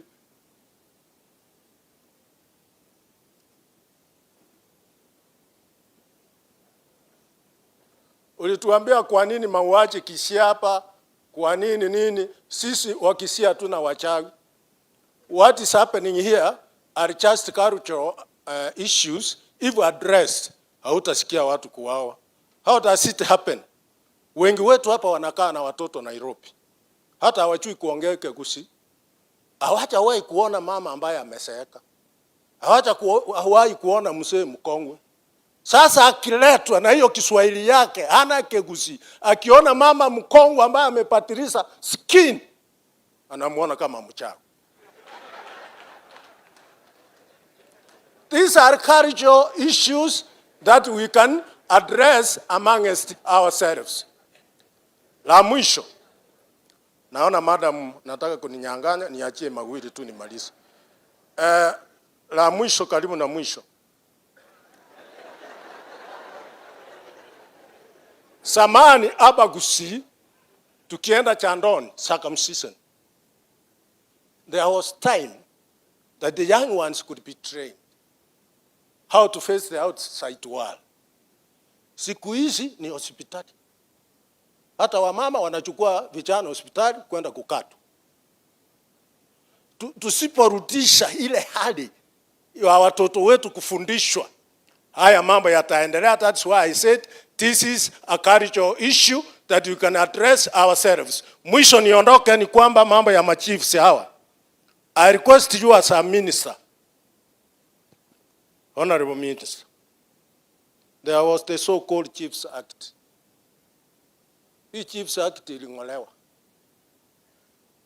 Machiefs hawa na madio wakabaki kibogoyo. Hawana meno. As a minister concerned, wamelia hapa nikisikia. Why don't you prepare a bill? Ama ni petition, wewe unajua, wewe ni lawyer, wewe ni politician, you know all of those. Uandike wasungumusiwe hawa, wache na act ambayo hata itasaidia hawa. Wapatiwe hata meno mbili tu, achana na hii 30 tu. Wapatiwe hata mbili, mbili tu si 10.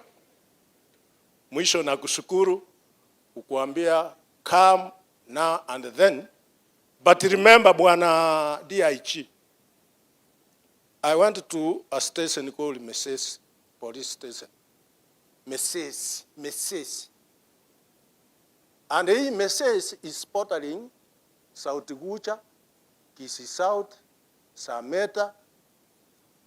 I was surprised, Honorable Minister, that the police in charge, I don't know, on duty, alikuwa anatumia ile, kuna sanduku ile kubwa mheshimiwa Chanda, sijui anaita Amari Box, sijui anaita jina gani, ati ndio alikuwa anatumia kama mesa kuandika nini?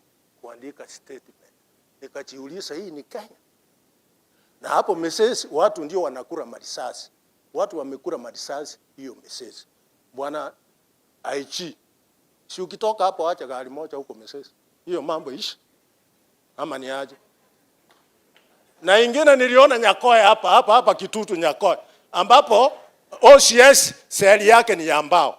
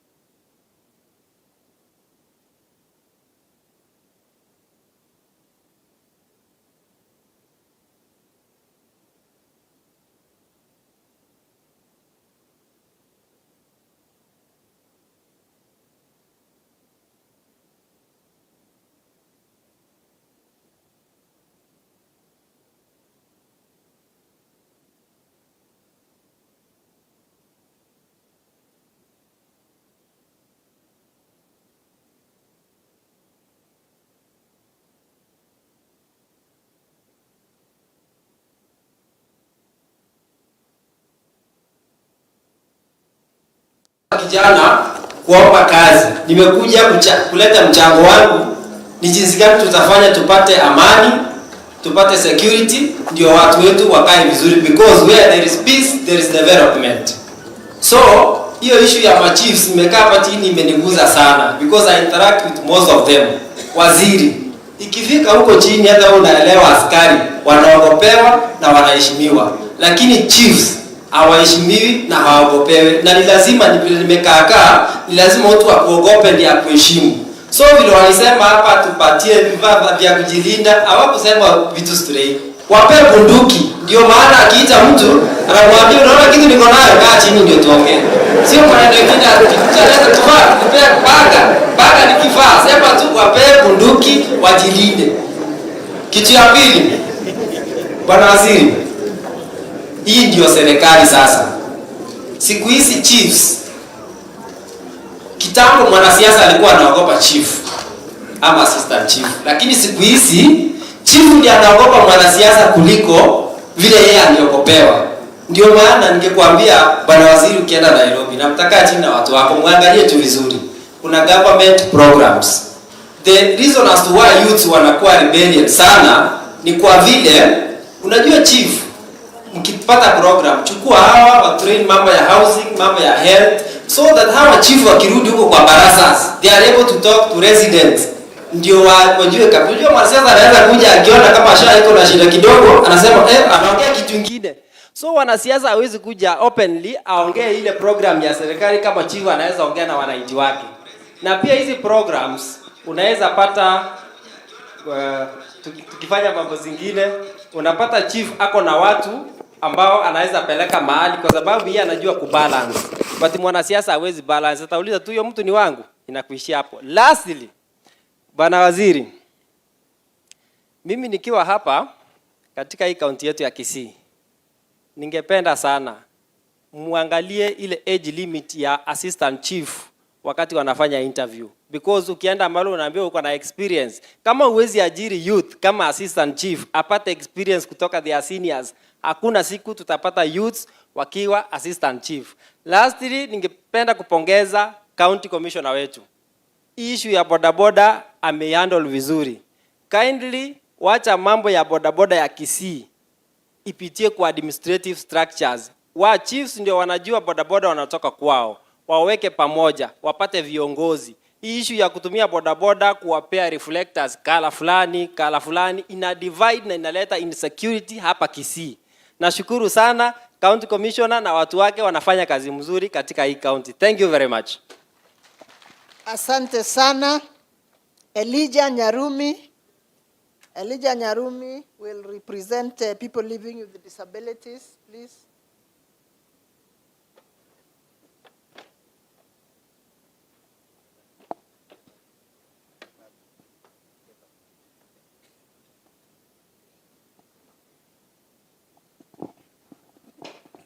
Aya, sijui kama nikiangalia upande huu na ni upande hapa. Wapi hapo upande huu? I am a disabled CS Kibuchumba Murkomen. Mheshimiwa, nilikuita mtoto, mimi ndio mlemavu mwenye nilizaa mtoto kitinda, mimi nikamuita jina yako. Ako na mwaka moja na nusu, anaitwa Kibuchu. Sipokuwa leo nimesikia wanakuita Onesimus. Kwa sababu gani nilimuita mtoto wangu hivyo? Sehemu za Baringo, sehemu za Nandi, huyu mheshimiwa alianguza majambazi na wote alituhakikishia hapa ya kwamba walirudisha mabunduki yote kwa police station wakati alichukua usukani. Ile bujako zere bobe. Hapo ndipo mimi ninaitwa Elijah Nyarumi, kipofu. Ninatoka sehemu ya Kenyenya sub-county, eventual division. Ile kitu ningesema juu ya kwetu huko pale ni kwamba we have a DC huko mwenye amesumbuka kwa na division ina Magena, Magenche, Kenyenya, eventual, whereby he has no Land Rover in order akimbize machambazi ndio tulete usalama katika sehemu za Kenyenya and its circumference. Mheshimiwa, kitambo nitoke hapa utupe Land Rover hata ya Ivencho hata ya Magena, because kutoka Kenyenya mpaka Magena is 40 kilometer. kutoka Kenyanya mpaka Nyakeromo, Ivenjo, it is another 40, total 80 kilometer. Mheshimiwa Kibuchumba, leo hii nikitoka hapa, hakikisha uangalie Land Rover yoyote hata kama ni mzee. Hiyo ni pande kuelekea Kenyanya huko. Mheshimiwa huyu wetu, dizi wetu, atumie namba 2. Namba 2, tuko na machifu wangu pande ule. Wameseanguza pombe chini. Yule mwenye alisema Kisii tuko namba 4. Weba Kenya sub count. Tukiongeza Ivenjo, Magenje na Magena huko, there is no pombe huko. Bali ni kidogo kidogo. Kwa hivyo we are not in number 4. Maybe tuko number 30 out of 38. Kwa hivyo ningesema ya kwamba mdio wangu wa Ivenjo, under Land Rover, Ivenjo peke yake, it is around 30 kilometers square. Tupatie hata Land Rover moja iende Ivenjo, Kibuchumba, Murkomen. Agumba bena kwa na mangena. Tiganko regagu, madaraka machifu wetu wa upande ule, wako na madigiri. Promotion wapate huko kwa sababu wamefanya kazi ile inahitajika. Mtu wako na PhD, mtu wako na masters. Why? No. You are doing bad. Mheshimiwa anasikia. Thank you very much sir. Message imekufikia. Kwa hivyo nikitoka hapa utusaidie na gari tuteremke, ni masaa imekwisha. Mungu abaki nanyi na tumpatie Mheshimiwa Rais Ruto. Tumupe kura ya kutoka 2027. Tani akachingobi. Sitoki huko na msitoke huko, hapo ndipo. Asante madam. Asante sana, mpigieni makofi. So next will be Miss Bishop Juvenalis Obino. Bishop, please. Bishop will represent the religious leaders.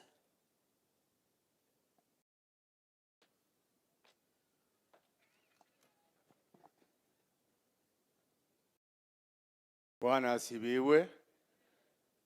Najua sasa njaa inawakula, wewe sema Bwana asifiwe. Bwana asifiwe. Nataka kusema mambo mawili matatu, minister. Sitaki kupoteza wakati, mambo mengi yamenenwa. Nataka kusema mambo mawili. Moja, naanzia natoka, majina yangu Bishop Juvenalis Kirauma. Nimetoka Marani sub county, Kisii county. Pale Marani mahali nimetoka, hii wachibu bila wameangalia wale wamenona usiku mzima wasawa watapewa msahara juu na pigi wape. Communication ile itakuwa hizi. Pigi waredeshe ile walikuwa napewa. Jambo ya pili, Phyllis wale wanaitwa wasee wa mtaa. Tunataka kuongelea sana. Wale wasee wamefanya kazi na hii majibu na hisa anijibu. Lakini hakuna kitu wamepata. Nataka kuweka limit kwangu, sie kwako. Mtu akiwekwa mzee wa mtaa, awekwe mtu anafikiria na iko na miaka ya kutosha. Sasa akiwa mzee miaka 80, Biblia inasema ya kwamba ukifika miaka 70, hiyo maisha ingine ni ya ubusi. Sasa atakaa aje? Atakuwa anachibu aje? Lakini akiwekwa mtu ya miaka 55 hapo 55, 70, atakuwa anachibu mzuri. Ndio pombe itaisha. Lakini ukiniambia sasa mzee wa miaka 90 ataenda kutafuta pombe wapi apoteze? Kwa sababu yeye ni kibogoyo. Sasa hatafika mahali. Ndio tunasema wale wazee watabutie kitu kidogo inaitwa moni na wao wajisaidie naye. Jambo lingine, pale sensi mahali tunatoka, ward mzima ina askari, ina nini, imekaa ho. Sasa hiyo ward tunataka epewe police station, epewe askari, wakue pale, security ndiye itose. Pile ngenyi location, iko na askari vituo 2, wapewe full police station. Kwa sababu communication inakuwa hizi. Sasa Mugambi wakati ataenda pale, atafika pale, amechoka na pale ni mbali. Ya mwisho, kuna sub county yetu. Sasa DC hana gari, atatembea namna gani? Una mnaida CID hana gari. Atapata aje walimu? Sasa kitu inatakiwa tupate gari pale Marani na ule CID pale Marani na Musi, bila umesema pombe ni mingi, aandike majina wale watu walevi, akaleta kwa TC, wale walevi waitwe, ndio mambo ishe. Haleluya. Mungu ita wana mwarosire Moses. Asante sana. Asante sana. Let's appreciate him, please. Next is a representative of the business community, Makarios Monyancha. Na kama hayuko, Paul Nyamwaya Nyangute. Business community representative.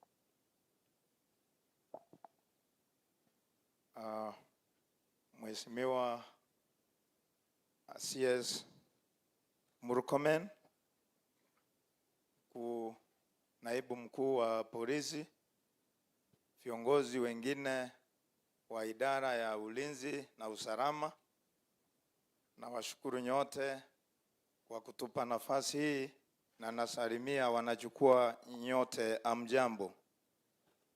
Kwa wakati huu sitarudia kwa maana mengi yameongewa kuhusu usalama, lakini ningependa mturuhusu sisi yale ambayo machifu wameongea ni kutoka kwa upande wao vile wameathirika, nasi kuna njia ambayo tumeathirika kwa njia nyingine. Wao waliyatacha kutoka kwa mtazamo wao, nasi tutayatacha kutokana na mtazamo wetu. Kwa hivyo ningependa pia kuwashukuru machifu, kwa maana hata CS amesema nyinyi mko na masirai yetu kuliko yenu. Nasi pia tungependa kwa niaba ya wafanya biashara nitoe jambo la kwanza, masirai yenu ya kwamba nimewahi kuwa kwa ofisi moja ya chifu, naibu wa chifu huko kwetu Sameta. Wakati mvua ilianza kunyesha, tulikuwa tunajikinga na viti tukiwa kwa ofisi. Kwa hivyo CS, tafadhali, hata manaibu pia wanahitaji ofisi nzuri ya kutuhudumia ili stakabadhi sao sihifadhiwe vyema. Mambo mengine watajiulizia. Ningependa pia kusema mahali tunafanyia biashara usalama haupo. Hata ingawa wako wametoa sababu sao ambazo zimefanya tumekosa usalama, lakini kuna vile ambavyo unaweza fanya kwa mamlaka yako, kwa utawala huu ambao wewe huko. Mambo ya CCTV, kuna kamera ambazo ninaziona miji mikuu kama Nairobi. Tunaomba maeneo ya kufanyia biashara, maeneo ya umma yaliyo exposed na barabara kuu kama kwetu pale ni mahali cosmopolitan, watu wanaishi kutoka sehemu mbalimbali, kuna barabara zinakutana kuu mahali pale, na kwa njia hiyo vitu vibaya usafirishwa mahali pale. Kuna illicit brew ambayo inauzwa mchini pale. Kama tungekuwa na kamera za kunasa ni nani wanaosafirisha vitu kuja katika huo mchi, tungejua ni nani. Sasa tunaraumu wanywaji wa pombe, aturaumu wauzaji. Ninaona kila siku machifu wetu na manaibu wanakimbia katika vijiji. Hata siku moja nimepata naibu wangu wa chifu, madam, akiwa mavazi yake yamegusa matope, eti anakimbisha pombe. Na ni kweli katika hicho kijiji hakuna pombe, lakini ile town natoka kuna pombe. Inatoka wapi? Polisi wanauza ama ni wananchi? Kwa hivyo jambo lingine ningesema, na kada nimesikia mko hapa, develop your services.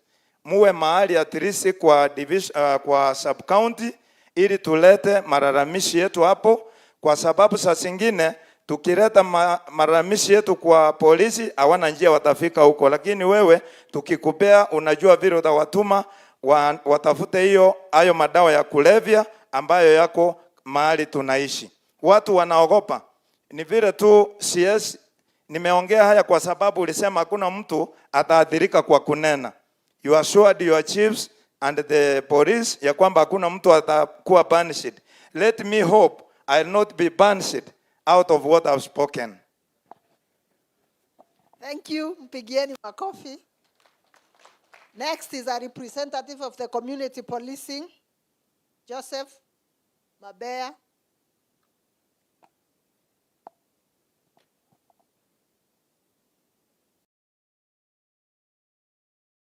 Honorable OCS, COS, Murkomen, wewe rafiki yangu sana kutoka kwa siasa na kupenda tu leo ndio nimekuona nimesema asante. Kwa hiyo tuseme hivi napokuwa sirekera na ngaichaki sirede. Ngoja niseme hivi. Mimi nasema mambo tumekuja mambo ya security. That is the main purpose. Imetuleta hapa ndio Interior Minister amekuja kumwambia nini tunafanya.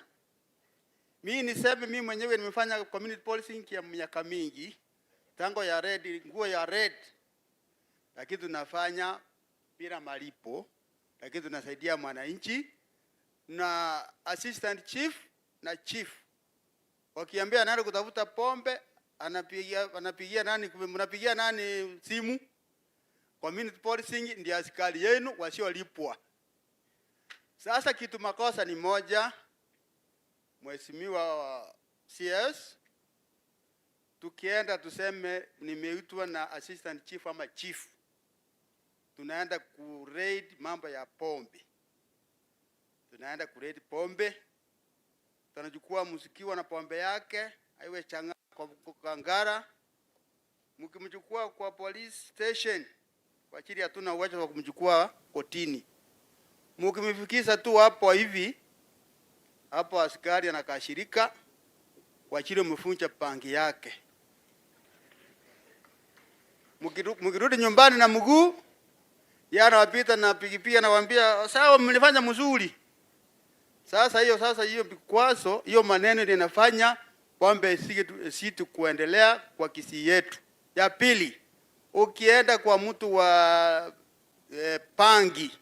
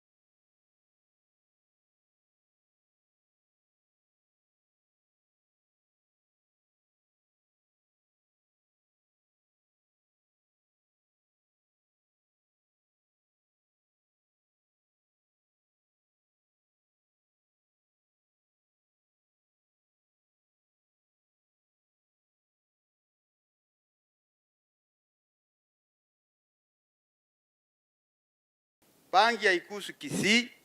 Kwa mwenyewe, karibu. Asante sana Mheshimiwa Waziri pamoja na wageni wote walioalikwa. Nina mambo mawili matatu ya kuzungumzia kuhusu bodaboda kwa sababu imekuwa ni kidonda sugu. Ukiuliza machifu hapa wanaweza kukuambia shida wanaokumbana nayo na watu wa bodaboda. Lakini ningependa kusema hivi. Jambo la kwanza, tungependa kama inawezekana viongozi wa kitaifa wa bodaboda watengeneze katiba ambayo inaweza kuwa streamlined kutoka juu kuja chini. Bodaboda wengi wanajitengenezea katiba. So unapata stage fulani kuna katiba yake, stage fulani kuna katiba yake. So tuwe na hiyo constitution kutoka national level mpaka chini. Sehemu ya pili, na najua serikali yetu inaweza, ni mambo ya mafuta. Mafuta, bodaboda wamekosa biashara kwa sababu mafuta bei yake imekuwa juu. Kwa hivyo bwana bodaboda hata akimbie vipi, mwisho wa siku kama amenunua lita moja kwa shilingi 200, mwisho wa siku atakuwa na shilingi 50 ambayo haiwezi kumsaidia. So ana opt for an alternative. Kwa sababu hii imeshindikana, inabidi nikae sehemu fulani labda nipate kitu kingine cha kufanya kuliko biashara ya bodaboda. Tukipata mafuta imepungua, and then we will be on the safe side. Number 3, kama inawezekana tuwe na age limit. Watoto wengi wameacha shule. Grade 8, grade 9 anaachia hapo, unamkuta kwa bodaboda. Yaani imekuwa ni kama biashara rahisi. So kama inawezekana tuwe na mpangilio kwamba ili uingie bodaboda lazima uwe na miaka fulani ama uwe umehitimu grade fulani. Hiyo nafikiria inaweza ikatusaidia. Wanasiasa, Mheshimiwa Shairi Chanda, shida imekuwa kwenu kubwa. Tumekuwa kama mawe ya kurusha. Yaani wanasiasa wakitaka wafanikishe jambo fulani wanatumia sisi kama bodaboda. Njoo mfanye hiki, njoo mfanye hivi. Shilingi 50, 100, by the end of the day impact ambayo imeachwa huko ni kubwa, lakini wanasiasa hawaonekani. Government iweze kuaddress hilo ili tuweze kuenda sawa sawa. Confrontation itakuwa ni best channel kuliko ambush. Kuna shida nyingi za bodaboda everywhere.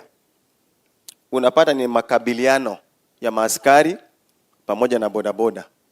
Na unajua bodaboda ni wengi kuliko hata maaskari. Na ni vijana wamekula vizuri. So hii confrontation haitatusaidia. Tuwe na dialogue nyingi. Tuwe na seminars nyingi. Iwe kwa county level, sub county level, at the village level mahali kuna stages. Tunaweza zuia hii shida ya bodaboda. Kitu cha pili kwenda mwisho, kuna mataa zimekuja yellow, hizo ni kama flashlight. Zimewekwa kwa pikipiki. Gari inatoka mbele, anaona mwanga mkali sana. Sio kwamba ni taa za pikipiki lakini sijui mahali zimetoka. Sasa akikumulika mtu wa gari mpaka ana lose control, anagonga huyo mtu. Na akimgonga, bodaboda as always right. Kama walikuwa karibu hapo, hiyo gari imechomwa.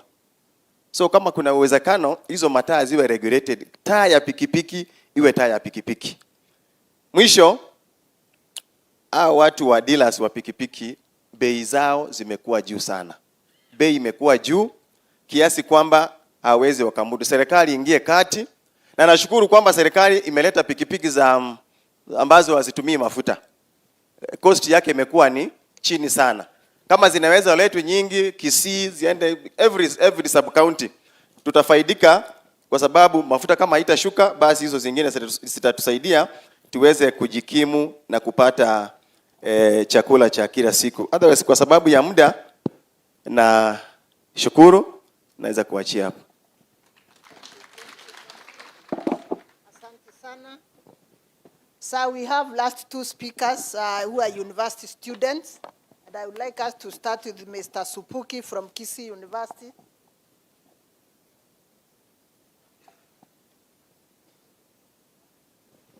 Thank you. Our Cabinet Secretary, all protocol observed. Good afternoon.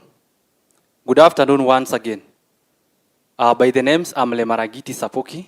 I'm a student from Kisii University, a 40-year student pursuing bachelor's degree of education. First of all, I'm very much happy to be here today and being given this opportunity to address some concern and requests from Kisii University students. We all understand that Kisii University is a university with a larger number of students. And as much as security is concerned, we have a lot of issues and complaints we need to raise to the security authorities that are present here today. So I'm very much happy because I never went to a meeting like this. And being a student leader, I'm very glad because I'm going to say those issues and I believe and hope that they are going to be addressed. Issue number one, we have issues about theft. And the reason why we have increased theft issues is because we lack street lights in areas where students reside. When you For example, when you take a walk at the night time, you can find that it's only around the gate of the university that has street lights. And we know that we are a large number here, and we are one of the contributors of the development and economic growth in this county. So we are here standing that we are not commanding, we are requesting all the authorities and the people who are concerned to come in and help us to address these issues. Point number 2, we have issues with border operators.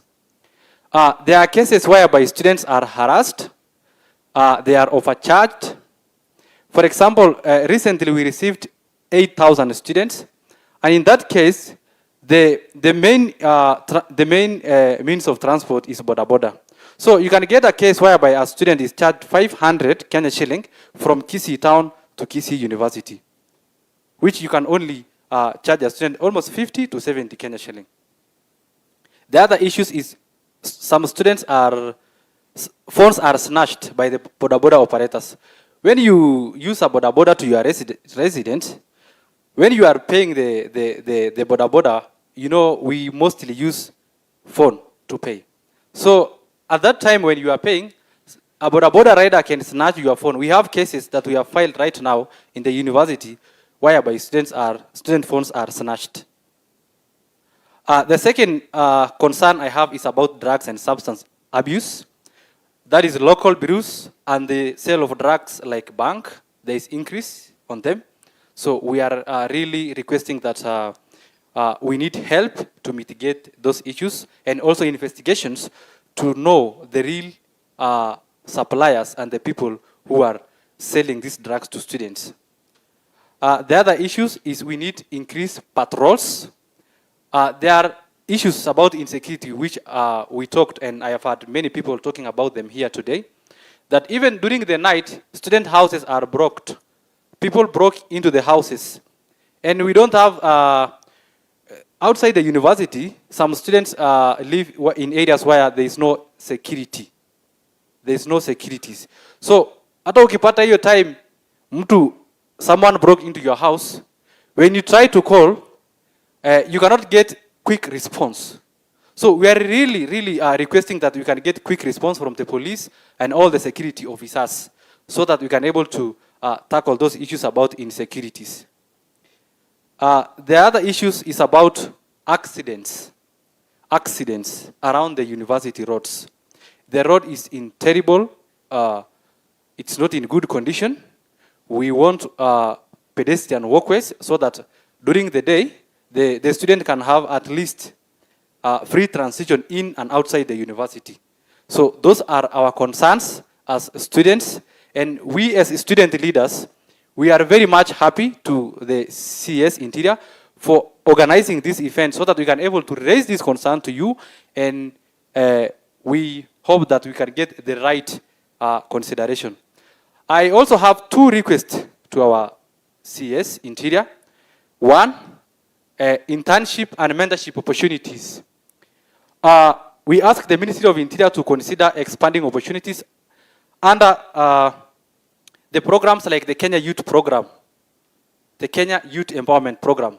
You can get that in our country, per year, over 70,000 students graduate. And you can get that almost 10,000 students are considered in internship opportunities. What about the 60,000 students? Wanaenda kukaa nyumbani. So we are also requesting that your office kindly consider the Kenyan students so that they can get some paid internship. The second request is civic education. Civic education. We request greater engagement from your office in offering civic education. Many students want to clearly understand their rights, roles, and responsibilities as citizens. We need a country whereby we live harmoniously, peacefully. And we know that we as students, we are the contributors of all that I have stated. So kindly, Mheshimiwa, we request that you can consider us in that. Cabinet Secretary, we as students, we are not only pointing out our problems. We know that we are offering ourselves as partners to these officers. We are also ready to give any support that is needed from us as students. Because what we need at the end of the day is a safer environment and healthy lives. Thank you so much. My name is Lemaragiti Sapoki. I come from Samburu County, a place where insecurity is not defined. You cannot get into Google to define what is insecurity. You just get outside and you know it. Thank you so much, and may God bless you. Thank you so much. Please appreciate him. Our next speaker is a student from Kisii National Polytechnic, Mr. Stephen Carbolo. Please come over. And in the meantime, Mary Makori, please come this side. Mary Makori. Thank you, our CS. My name is Carbolo Stephen, from the great institution, that is the Kisii National Polytechnic. And I'm here just to address our comrade issues. Kwa sababu mwenzangu ashasema mengi, and we are all comrades, sitapenda kurudia. And kwa sababu tuko hapa because of our CS, by the way, I'm very happy. This is my first time hata kuongea mbele yako. Kando na hiyo, mengine maybe tutaongea after this meeting. Anyway, thank you. About our issues, that is security issues, about hizi mabarabara.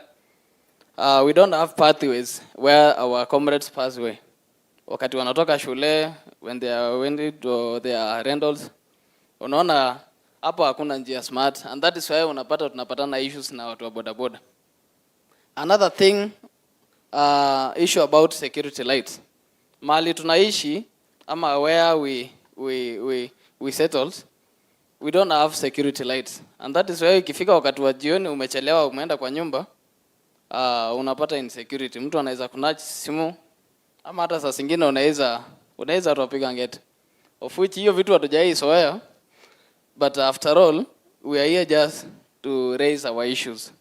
Another thing, I think kando na issues nishamaliza issues kwa singependa kurudia. Under Mr. CS, let me request something. Us as comrade now, kindly after this tupatane hapo nje kindly if possible. Wanasema nyuma ya 10, si ndio?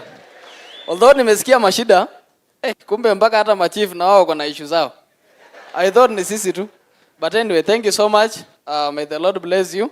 Na nikienda nyuma kidogo, kuna mzee alisema about I think ni Mkisii and also Mama Sai, si ndio? Sisi ndio tunapigananga hapa. Amesema issue smart sana. That kwamba if possible tutengenezee cultural. That one was very good. Because sisi yenye tumesoma, unajua sisi wa Masai hatuko tunasoma kitambo. But sasa hivi tumesoma, tunajua how to be settled with other people, si ndio? Kitambo tulikuwa tunasema wa Kisii ni watu wabaya, but kuja kukaa na wao kumbe ni watu wazuri. Otherwise, kindly Mr. naomba utafutie hiyo. Thank you so much. Asante sana, mpigieni makofi. Wa mwisho kutufungia sasa ni mwakilishi wa kina mama, a representative of the women. Madam Mary Makori, please.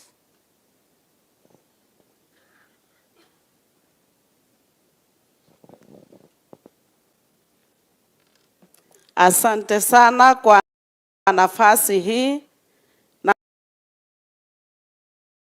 mshukuru mheshimiwa wetu kwa kuchukua nafasi yake na kuja Kisii kukaa pamoja nasi. Nimesimama hapa kuongea kwa ajili ya kina wamama na watoto. Wakati mwingi wamama ndio wanakaa na watoto, na tumeona mengi kama wamama. Kwa siku hii ya leo nimesimama kushukuru mheshimiwa wetu kwa sababu alikuja huko kwetu wakati tulikuwa na shida. Kisii na Wamasai tulikuwa na shida, na wamama ndio tulikuwa tunapiga nduru sana. Tunamshukuru kwa sababu alichukua nafasi yake, akakuja mpaka huko mpakani, akasimama na akaongea na sisi, na Wamasai pia wakasikia hiyo story wakanyamaza. Kwa hivyo siku hizi tunalala vizuri. Wakati ulikuja huko mheshimiwa, uliona station yetu inaitwa Nyamaiya. Nyamaiya ni station mzee sana, ndio inafuata Kisii. Nyamaiya wakati ulikuja huko mheshimiwa, uliona nyumba zenye ziko huko. Uliona mahali afisa wetu wanafanya kazi, wanatoka. Ukatupromise baba yetu, ukasema utatupea gari na utatuchengea nyumba nzuri. Kwa hivyo tunaomba wakati huu umekuja hapa tukukumbushe ya kwamba bado Nyamaiya inakaa kama kichaka. Tukikuja Etago station ni station kubwa pia. Lakini ukiingia huko mkubwa wetu, gari tukipiga nduru hakuna gari, inasukumwa kwanza iteremke mpaka soko ndio iwake. Kwa hivyo haina hata gari. Tunaomba kwa heshima station zetu sipate magari. Si hata hiyo Etago peke yake. Nafikiria hata Kisii County mzima hatuna magari zinatusaidia. Kwanza ikifika wakati wa mitihani ndio tunaona shida sana. Hatuna hata Land Rover yenye inakimbia ikitusaidia. Kwa hivyo ninaomba kwa heshima yako utusaidie tupate Land Rovers kwa station zetu, na zaidi ya yote station zetu zipate manyumba. Ukikucha Etago ndio ninatoka sana, ninaipeana kama example. Mimi kama mama, na zaidi ya kuwa mama, wananipenda sana juu ya sura. Wanafikirianga mimi ni mzungu, wananiita mzungu. Kwa hivyo wananitegemea sana. Nikienda station ya Etago, napata mama analala na mtoto chini. Hakuna nyumba ati mama akiwa na mtoto analala mahali at least pazuri, hata kama amekosa. Mheshimiwa wetu. Wababa wanakaa na watoto wao. Hakuna seli ati inatofautisha vizuri, ati hawa ni vijana, hawa ni unaenda tu na wapata wanaangaliana, wamama wako pande hii na wazee wako pande hii.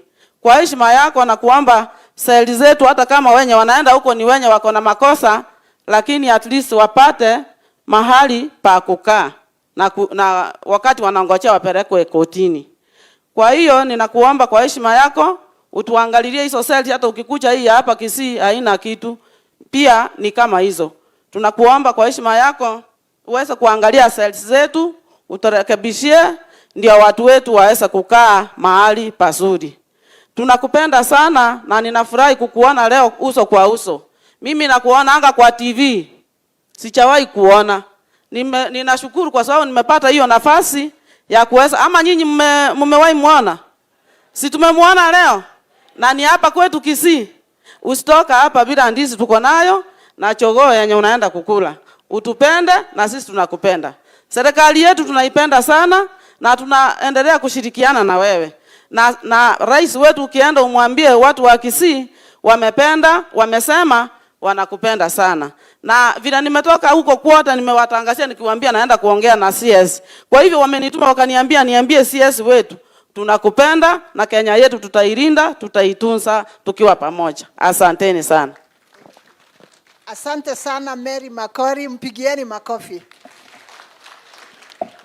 Mheshimiwa Waziri, tumefika mwisho wa kipindi cha kuongea. Najua kuna watu wengi ambao walikuwa wamekuja hapa mbele wakiomba kuongea. Naomba msamaha kwa sababu hatuwezi kuwa na nafasi ya kila mtu kuongea. Kwa hivyo wale ambao hawajaweza kuongea wataongea siku nyingine. Asanteni sana kwa maoni yenu. Karibu Waziri. Asante sana. Tusimame sisi wote naomba.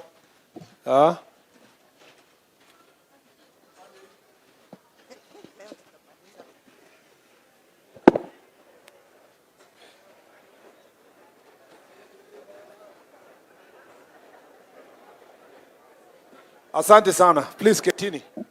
I'll respond very briefly, alafu nitapatia viongozi wetu, alafu tumalize. I'm very happy. Kwanza wacha nifungue kwa kusema nimefurahi sana sana sana kwa nyinyi wote ambao mliongea kwa niaba ya wenzenu. Mlisema kila mtu alikuwa na point ya kusema. Leo there was minimal repetition.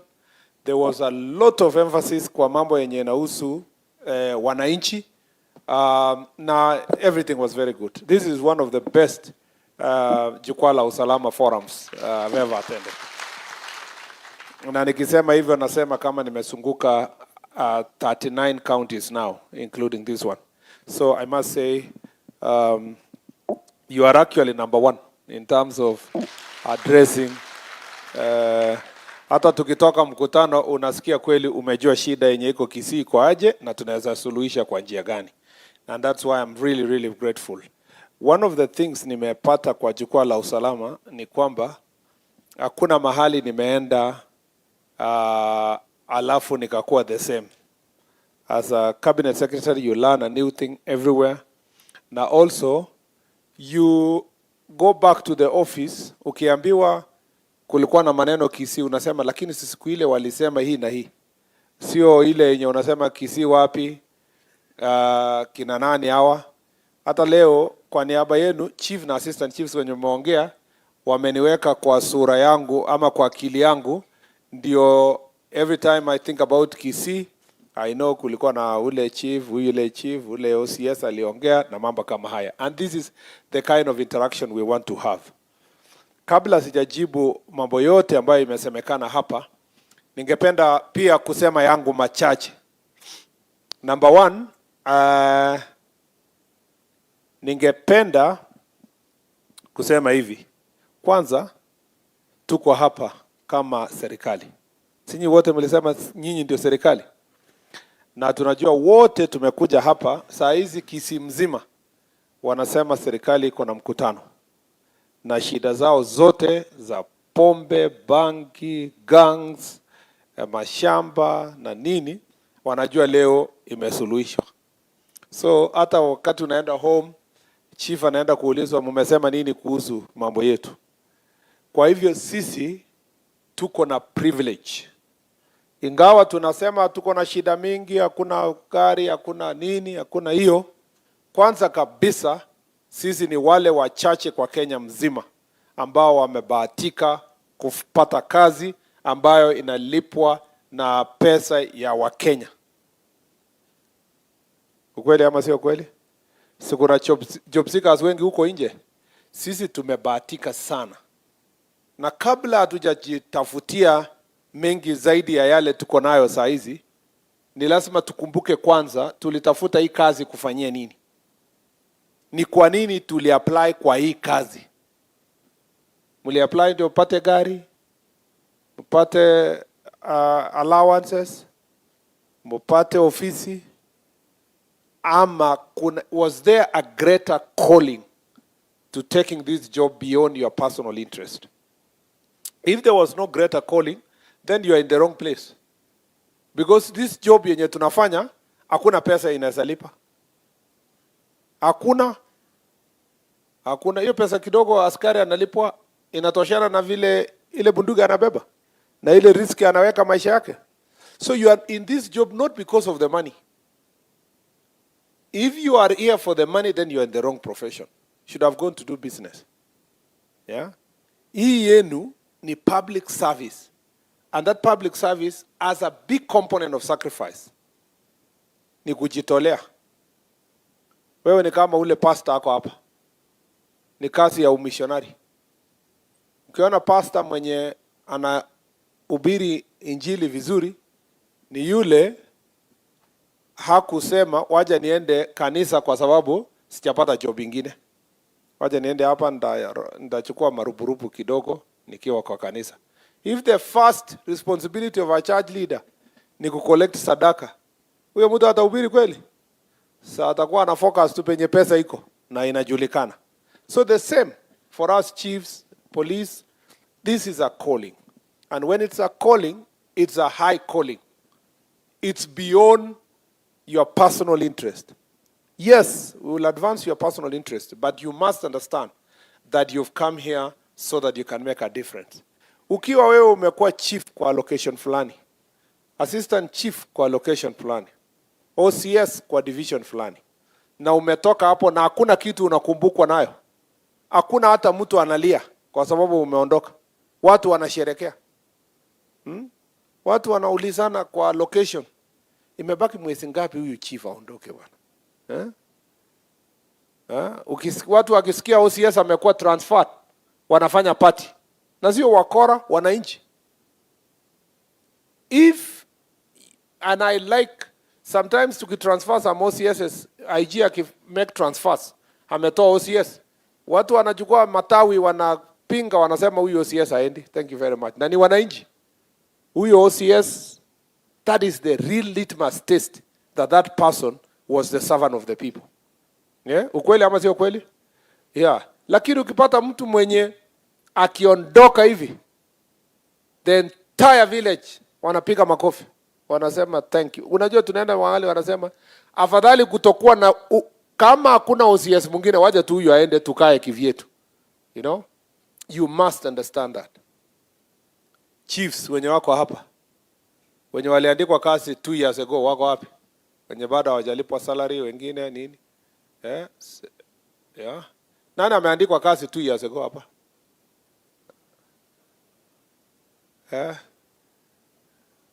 Mko wengi ya? The last 2 years wengine wa replacement, new locations and so forth.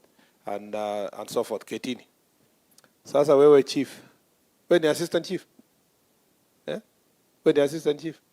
Siku ile ulienda interview. Si ulijua hakuna ofisi?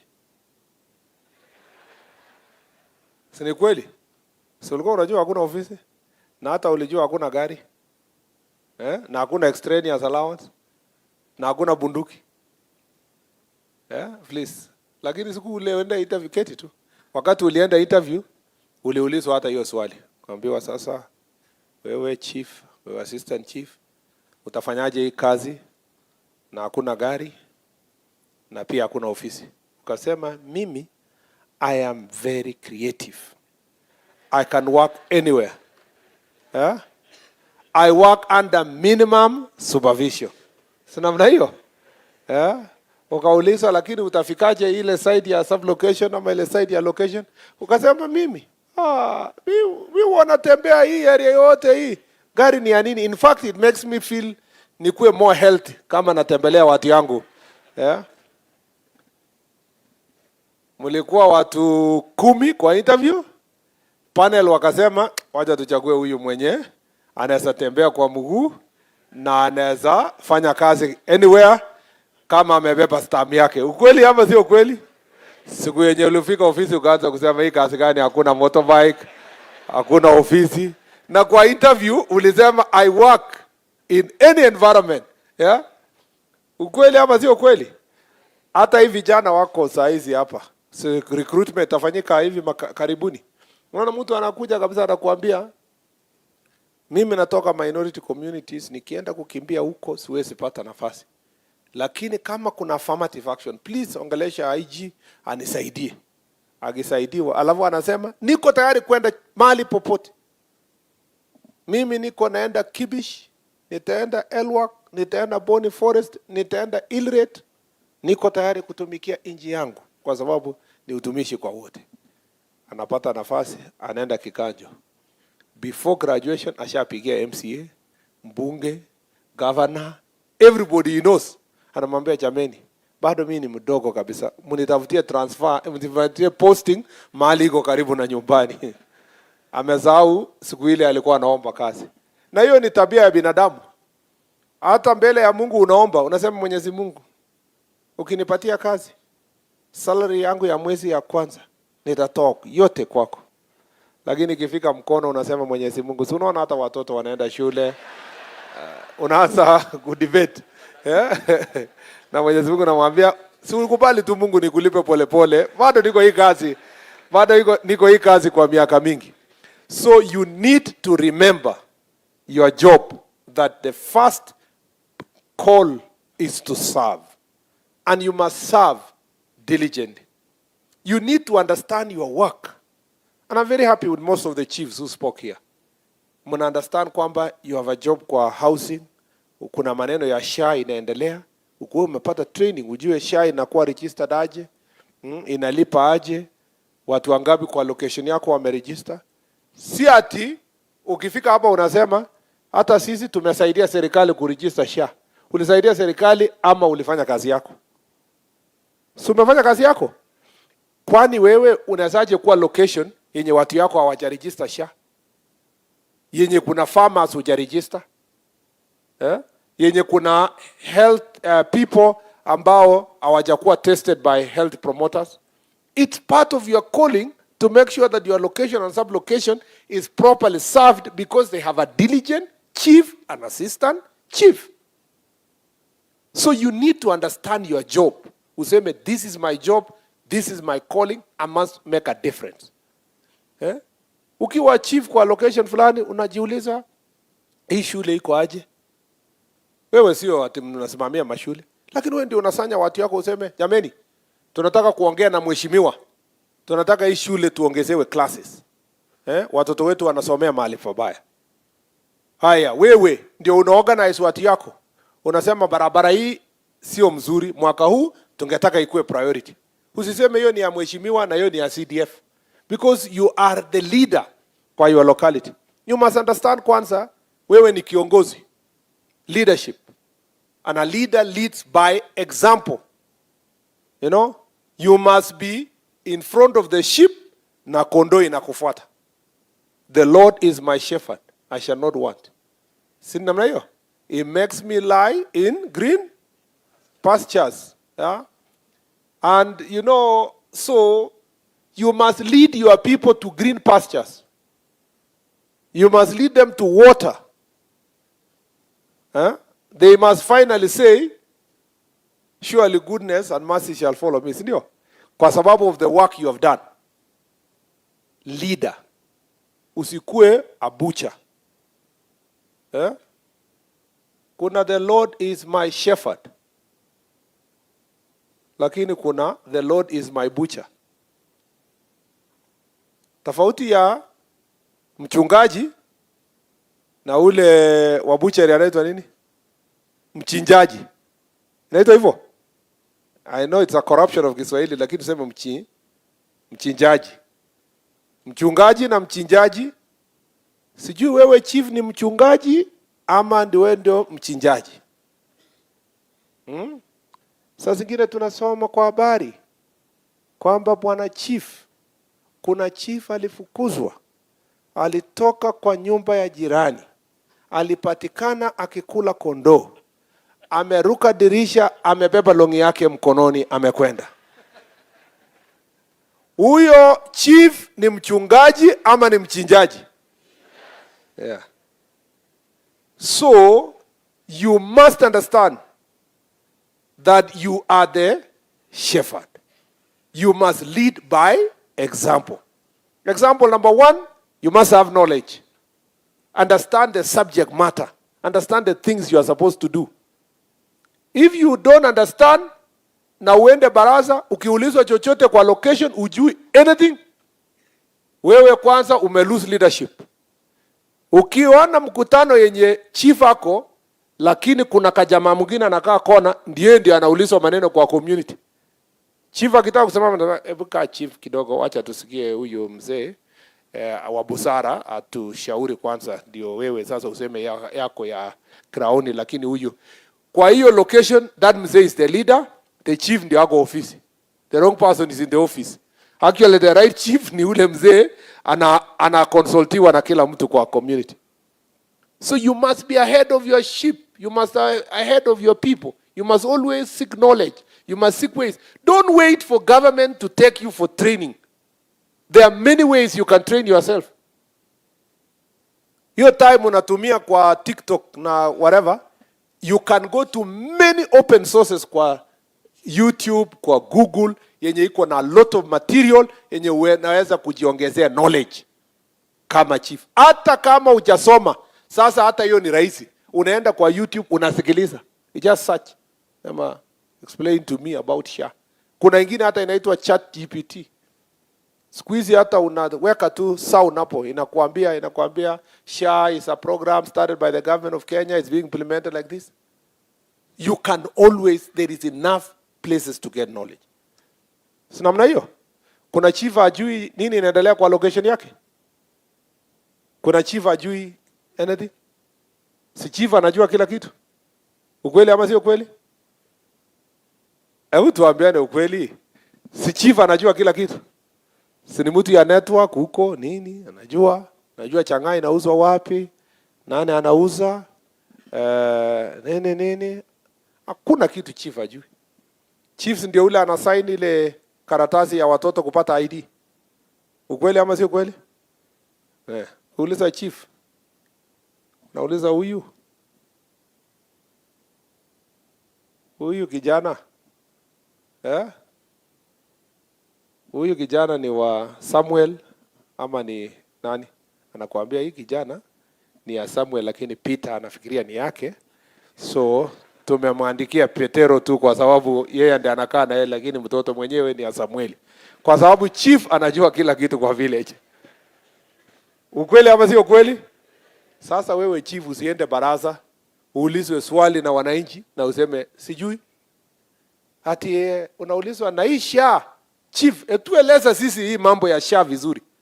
Unasema hii SHA mimi sielewangi sana, lakini mimi naomba mjiandikise kwa sababu mimi sitaki kupoteza kazi yangu. Watu wanasema huyu chief ndiye ita mkora wa siasa ama apendi hii mambo ya SHA. Usiwahi kubali ujui kitu.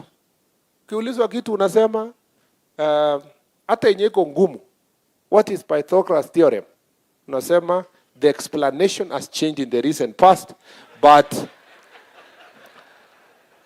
science keeps evolving. I will be able, or mathematics formulas keep evolving. I will consult and come back. Si namna hiyo? Ukiulizwa kitu unasema kuna kitu DCC alisema kuhusu hiyo kitu, wacha nitampigia nitawaambia. Na usikubali kuambiwa kwa location, hebu pigia simu DCC kama tujue kama anachukua. Ukiambiwa pigia DCC, usiwahi kubali una connection. Hata ya mheshimiwa usiseme huyo mheshimiwa aniongeange ni mimi. Naambia tu watu mheshimiwa is busy. Ukiambiwa wewe pigia yeye simu, unapiga na unakata, unasema ni kama is busy. He will call me later. Ama namna gani?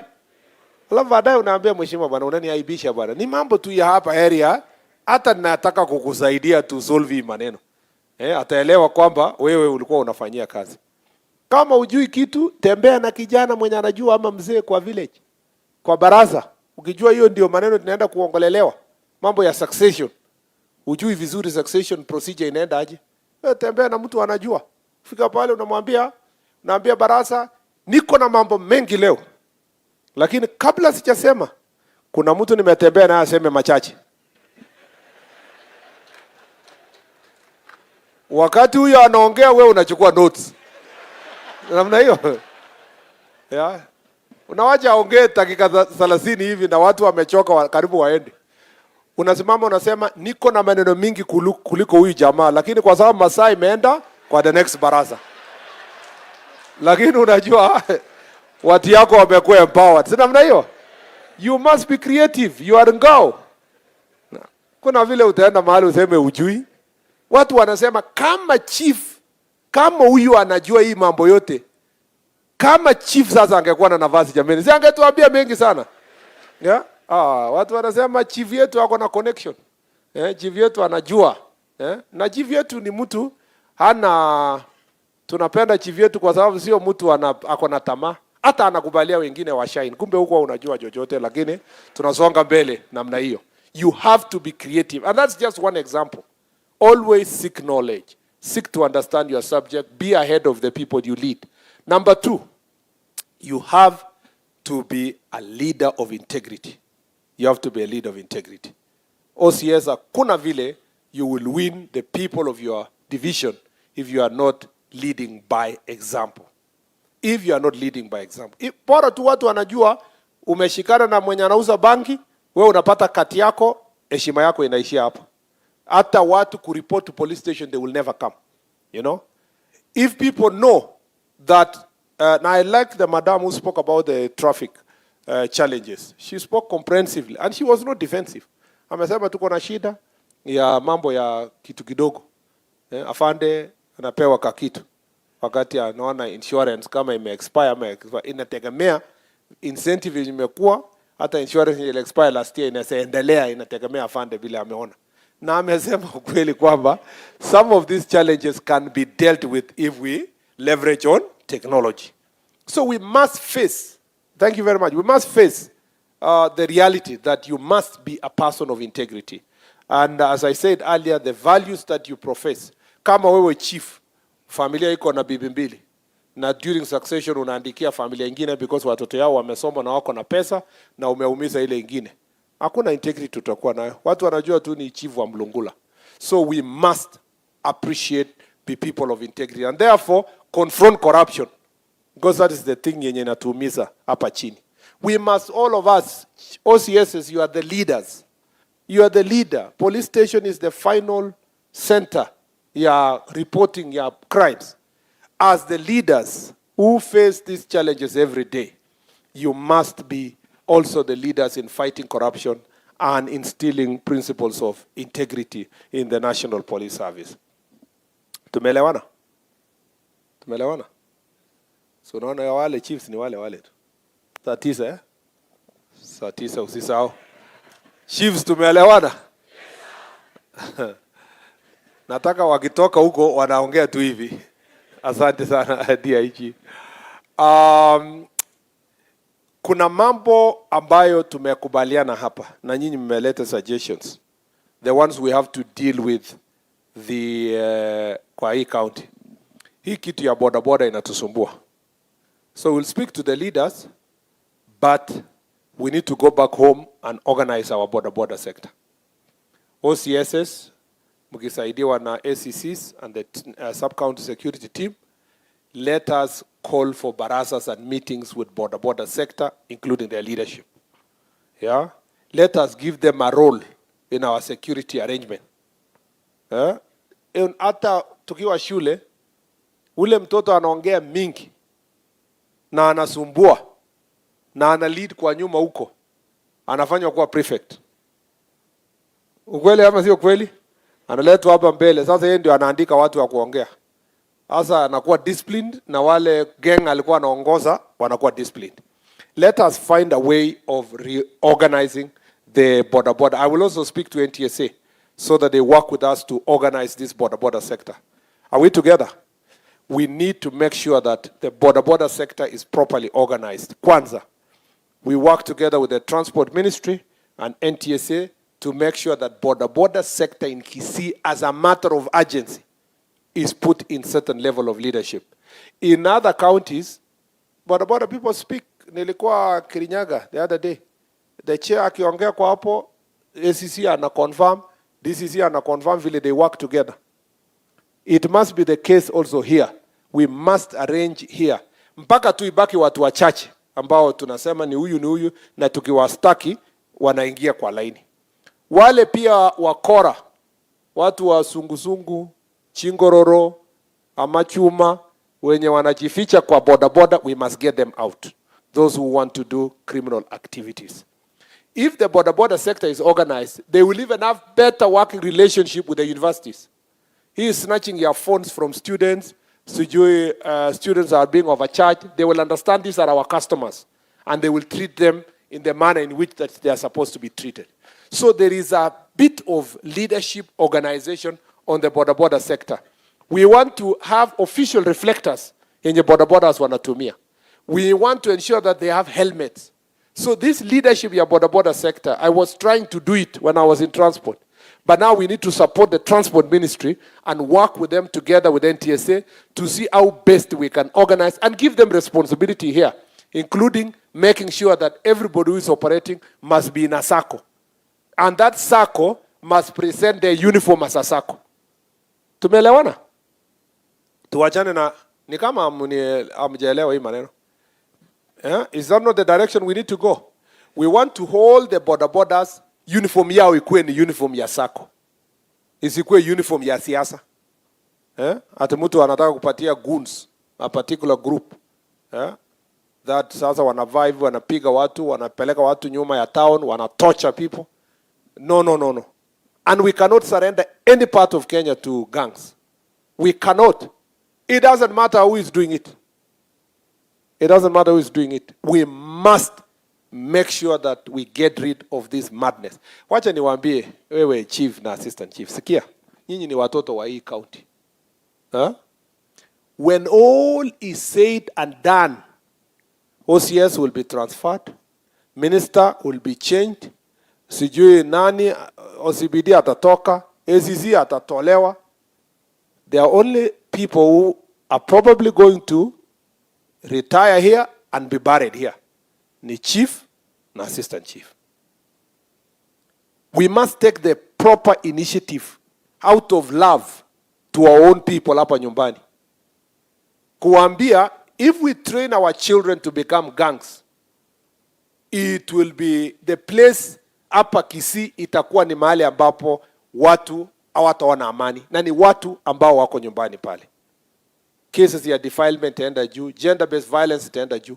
All these things will go up. And you are doing it for a short-term political interest because you like this MP, you like this governor, you like this senator, you like this aspirant. We must stand firm and bring order in our political circle.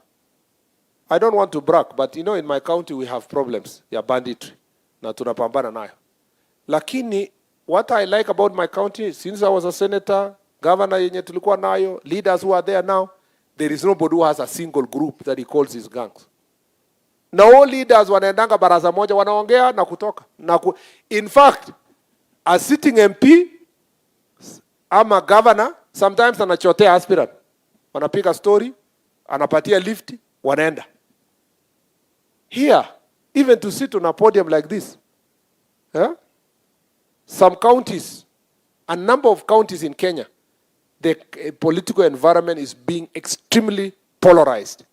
We need to bring sanity in leadership in our country. We cannot continue like this. Any person who is looking at Kenya in 2063, Kenya 100 years in 2063, must have this in mind, that allowing or surrendering any part of Kenya to goons or gangs is surrendering the nation to violence. Please, hii madharau tunapatia watoto wetu wadharau chief. We think it's about the chief. Wadharau OCS, wachome police station, walinge mawe polisi. We think, sisi tunafanya hiyo tuonyeshe serikali. Wewe ukichoma duka ya mtu kwa Kisii, ati nionyeshe waziri. Waziri yako huko Nairobi. Your political competitor yako huko Mombasa. Unakuja kuchoma biashara ya watu wa nyumbani hapa, ingeandika watu kazi hapa, ati as a lesson. Lesson to who? That is really entrenching anarchy in our society. And I beg you, you are a very important county for this nation. Economically, business-wise, and in many ways, like every part of Kenya is important. We must make sure that we do not allow this behavior that we have seen with our border sector to take root. Hiyo tabia tuliona tarehe moja mwezi wa 9 is unacceptable. It is totally unacceptable. And we have agreed with the security team what will be done. We must work together. Number 2, Pombe. I'm very happy with the chiefs who are fighting. And I'm very happy what the SEC said about your fight against the alcohol. And thank you for what you're doing about Chang'aa na hiyo mambo yote mnapigana na kushikana kufanya nini. Thank you very much. That's why I told you ni service. It's a calling.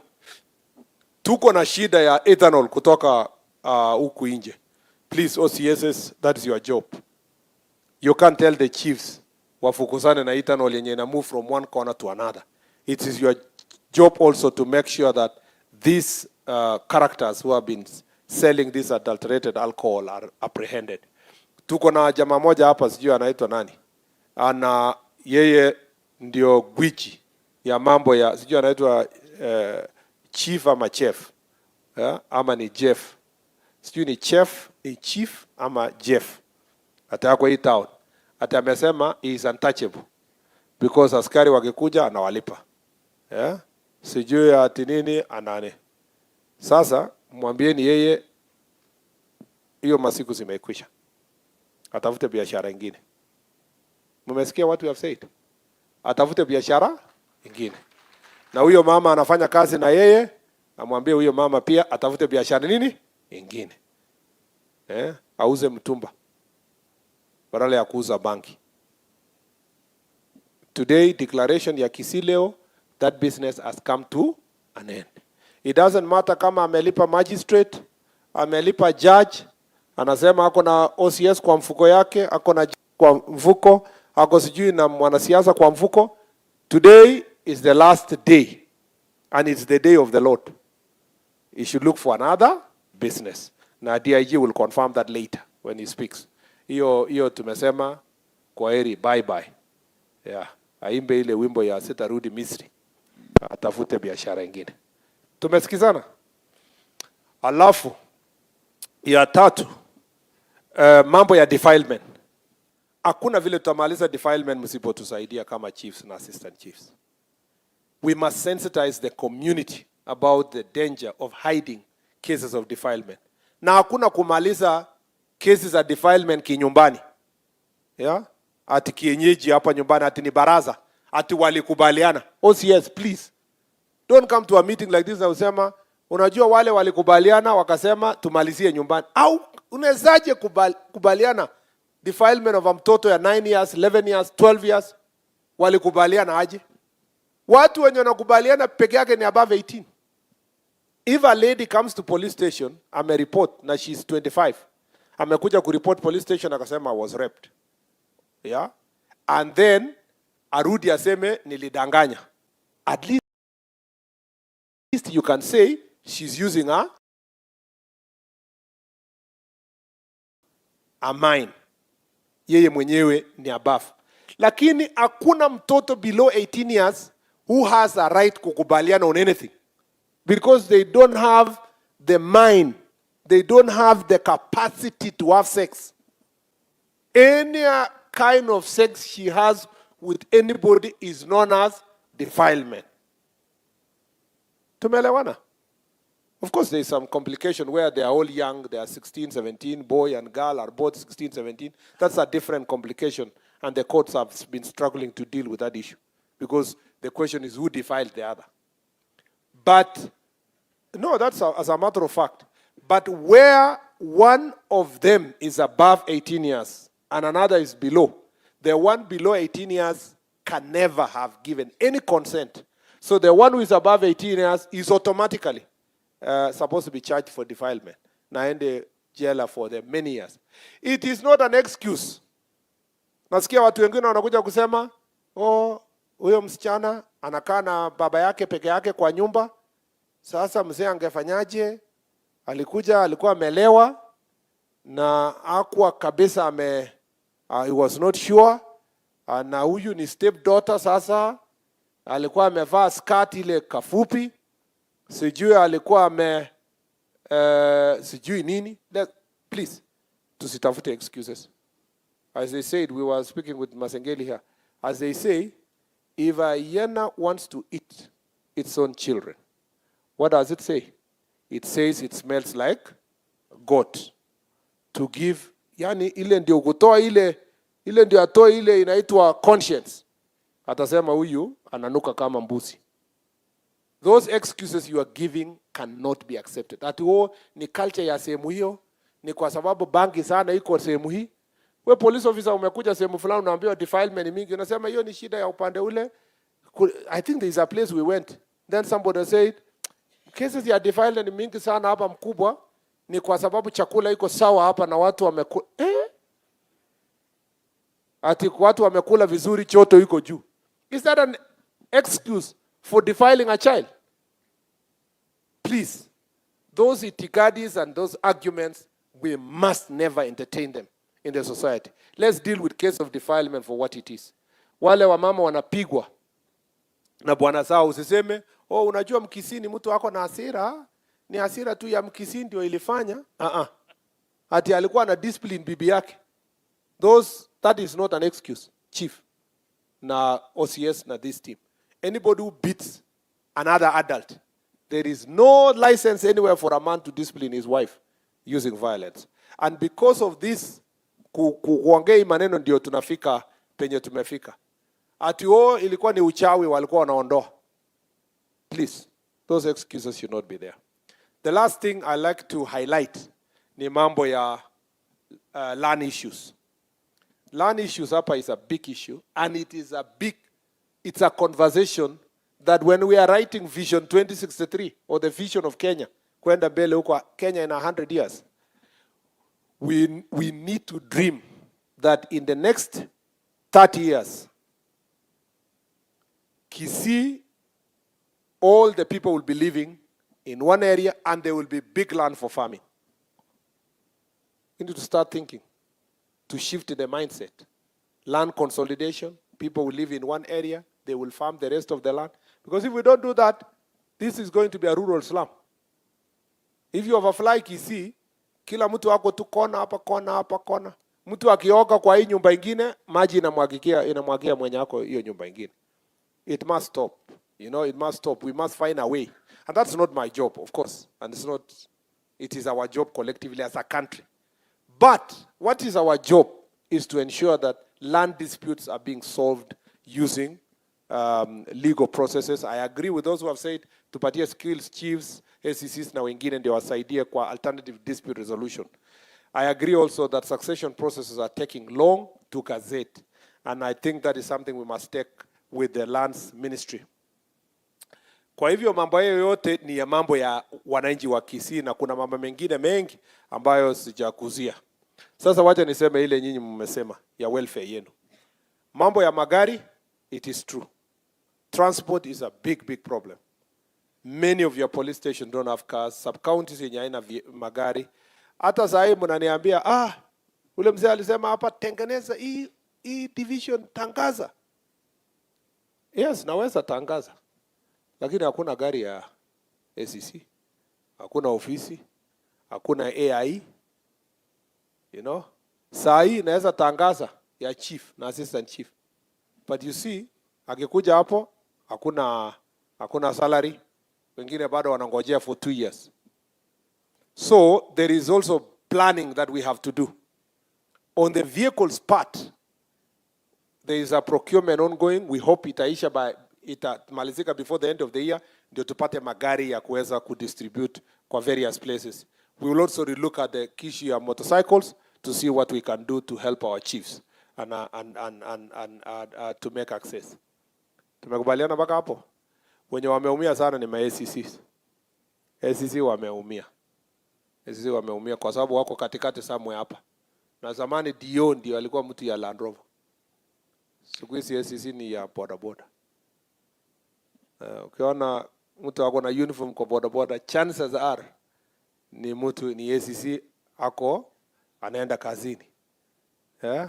Babu ule mama wa ACC ule aliongea uzuri sana, ndio huyo. Ndio huyo. Sasa nyinyi mnaona mama kama huyo anapanda bodaboda jameni. Anaenda baraza ya kwenda kusuluhisha kesi ambayo imesumbua sana. Lakini anapelekwa na mtu ya bodaboda kwenda kusuluhisha mambo ya bodaboda insecurity kwa baraza.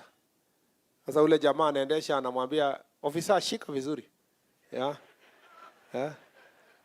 Na akiona ofisa amekaa mbali anakanyaga brake kabisa ndio sasa please. Hiyo ni ungwana kweli? Niliambiwa huko Makueni kwamba kuna ofisa moja ACC alikuwa anaenda baraza. Amepelekwa kwa motorbike kabisa. Mtu ya motorbike alipoona baraza ndio hii, watu wamekaa kama nyinyi, akaongeza style ile akaangusha ofisa. Kofia ikaanguka mbali, ati mtu akashout kwa mkutano akasema serikali imeanguka. So ndio serikali isianguke, we want to see if we can have one vehicle at least in a sub county yenye itakuwa pool vehicle yenye itasaidia ACCs waweze wakafanya kazi yao kwa njia ambayo itakuwa ya heshima. Na wakati tunangangana kufika hapo, please let's also carpool. Gari ya kama OCS ako na gari aende na ACC. Si namna hiyo. Kama DCC ndio ako nayo akusaidiane na ACC for the time being. Yani make sure we cover each other. Tusiwaje mtu kusema bana huyo mwambie atafute bodaboda bana. Angangane si alitafuta hii kazi. Si ulisikia waziri alisema wewe ulitafuta hii kazi na ulijua hakuna gari. Please let's make sure that we carpool together to help each other. Number 2, mambo ya administrative units. We have a big problem on the administrative units kwa sababu ya budgetary related issues. But kama vile mmeomba, out of these 9 divisions nitaona kwa hii budget yenye iko gani ndio iko na shida kama ile ule mzee alisema kwa hapa, tuone vile tutasaidia a few of them to operationalize as we wait for the next supplementary budget. Tukishapata the next supplementary budget, tutaona we progress to the locations and sub-locations and increase the numbers that are going to be operationalized. Because ACCs are in office anyway, nitatuma a few of them to the divisions yenye mmeuliza as we work out program ya hiyo maneno. So mtajua hiyo in the next 3 weeks or so, before the end of this month maybe, early next month tutakuwa tumetuma ACCs to a number of the divisions that you have requested. On the question of, on the issues related to offices, it is true, most of our offices are in bad shape. I am a supporter of NGCDF, and I'm requesting our MPs to continue partnering with us. We build good police stations, and we build also very good offices for our chiefs and assistant chiefs. We have designed the office, the structure of the offices, and we want to request us to partner together so that we can sort out that issue. On the question of village elders, tulimaliza public participation. Thank you very much for the views you gave. We have done the CAB memo. I will be presenting soon to the cabinet so that we can have a direction how to support the village elders as they help us to serve, also to support security sector in the local level. Kwa mambo ya uniform tumekubaliana, so tumekubaliana hiyo mambo ya uniform. We have a direction on that. We'll just progress. Mambo ya promotions, we want to train everybody and then the promotions take place. We want the final Jukwaa la Usalama meeting yenye rais mwenyewe receive our report. Yeye atatupatia direction on how best we will have sat down, think through, and we get his direction on how best we can do promotions so that it is continuous and also training becomes continuous. And how to revive the regional training centers so that you don't have to wait to go to Embakasi to be trained. It cannot, the trainers, because they are fewer, can come to the neighboring institution. In some cases, we even work with universities. With colleges, universities, so that some programs can continue. We don't have to wait for 8 years, 10 years before capacity building is achieved in different parts of the country. Mambo ya AIE, we are reviewing it. We will come back to you to see. It may not reach 6 digit yenye mtu alikuwa anasema, but we will make progress and we understand the challenges. Police I thought the OCSs know by now that there was an improvement recently on the question of AIE, and some of the police stations never used to receive are receiving this month. And we hope that we can cover all the police stations on the question of AIE so that then you can do your job accordingly. Nini ngine? Yeah? Medical cover has been said. We are also reviewing it. We review and we see also if we can have a better scheme under SHA that is better than the scheme that we have at the moment that can serve everybody. So the review is ongoing on the question of medical. Bas kuna mambo mengi. Mambo ya lights. Deputy Governor atakuja kujicommit hapa. We want street lights around some areas, and unmotorized transport DG. It's good we work together to make sure that between Kura and the county government, we have walk paths for the people. You know, I was a minister of transport. Most of the people who die are knocked, are pedestrians that have been knocked by motorcycles or magari. Yeah? And they die needlessly. Either they were in motorcycle or they were walking. We need to make sure that non-motorized transport is an area of utmost priority in these issues. I agree, kabisa. We need to also work with the DPP, and this conversation, we must have this conversation. There is no need Chief Akue anaenda kutoa testimony in every case. He was just assisting to arrest. But for the chief now to be witness in every case, I think that is overstretching. It is going to affect the works of the chief. Mambo ya handcuff, nimesikia. AIE, salary review, I have heard you, personally made by the chief. And then WIBA, work,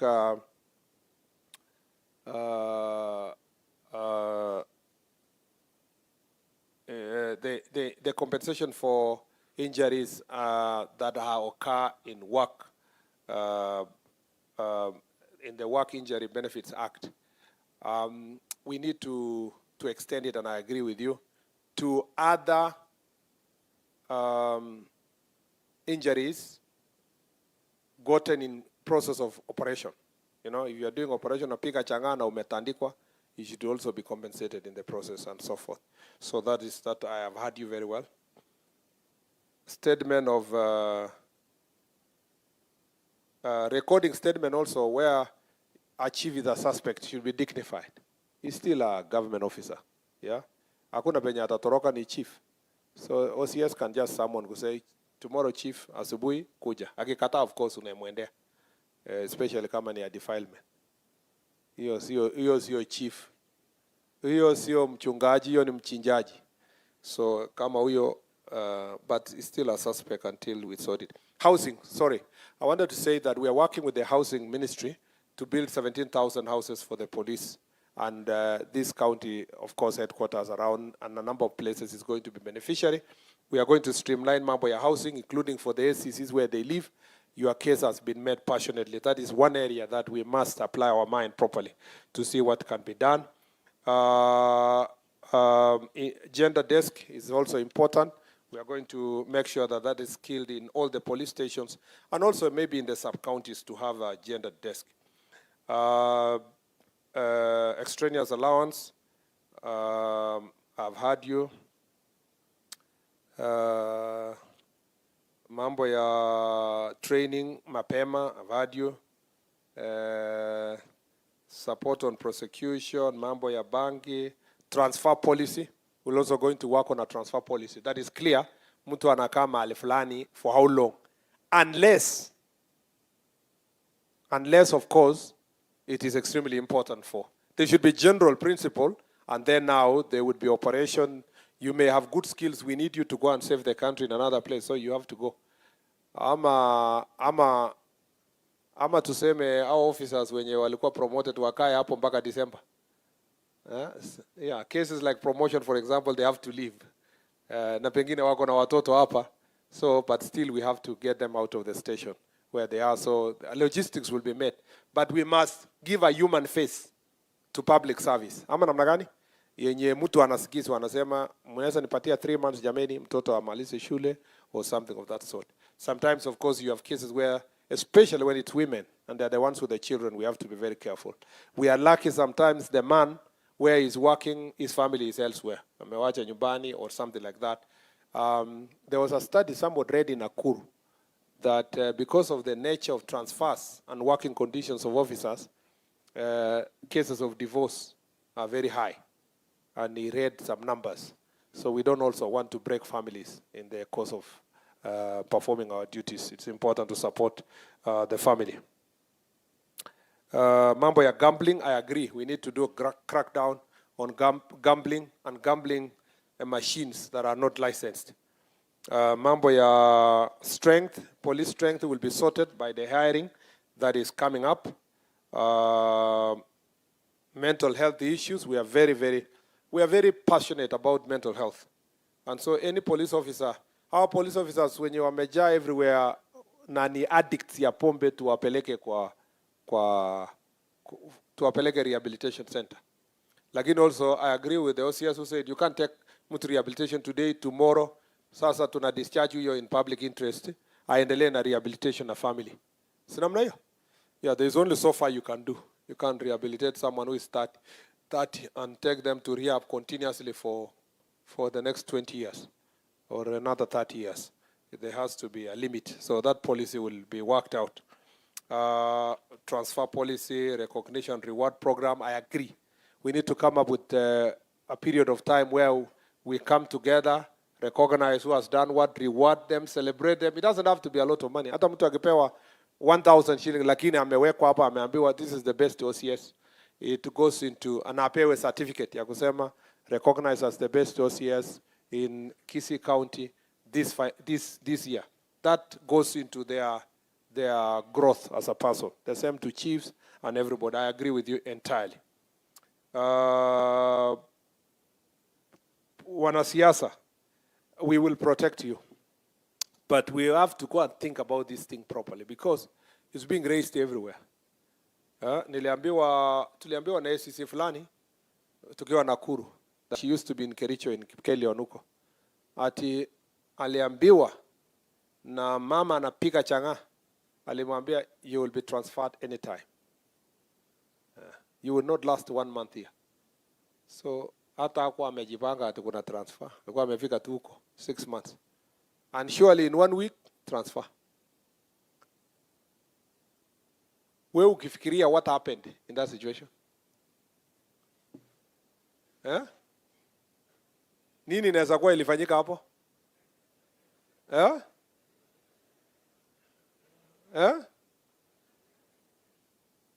There are many scenarios, ndio? Inawezekana huyu mama anajuana na mbunge ama governor ama senator, si ndio? Na senator ako na network kwa ofisi ya waziri, si ndio? Ama PS ama Madam Beverly Opora hapa pass. Sasa alafu akashachora please ashachora na mama pombe huko, na huyo mama ni mobilizer ya mwanasiasa, so akamwambia nitakusort. Alafu alipotoka tu ofisi ya waziri, waziri akasema huyo anatoka kesho. Huyo jamaa amempigia simu nani? Pigia simu mama wa pombe. Mama wa pombe kaenda kumwonyesha ACC mbele ya OCS kwamba utafukuzwa, ndio ikuwe funzo kwa OCS asijaribu kushika pombe tena. Si ukweli? I'm just giving that example that touches on my office so that, and I'm not saying it is me, but you can see people, maybe in the regional commissioner, county commissioner, nani.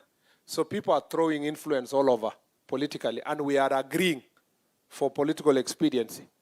This is something we are going to put in the report ya Jukwaa la Usalama, that so that even the next minister who comes and people who hold office may understand that morale of officers is completely affected when their transfer is being engineered by drug lords and people who are dealing with illicit brews and criminals.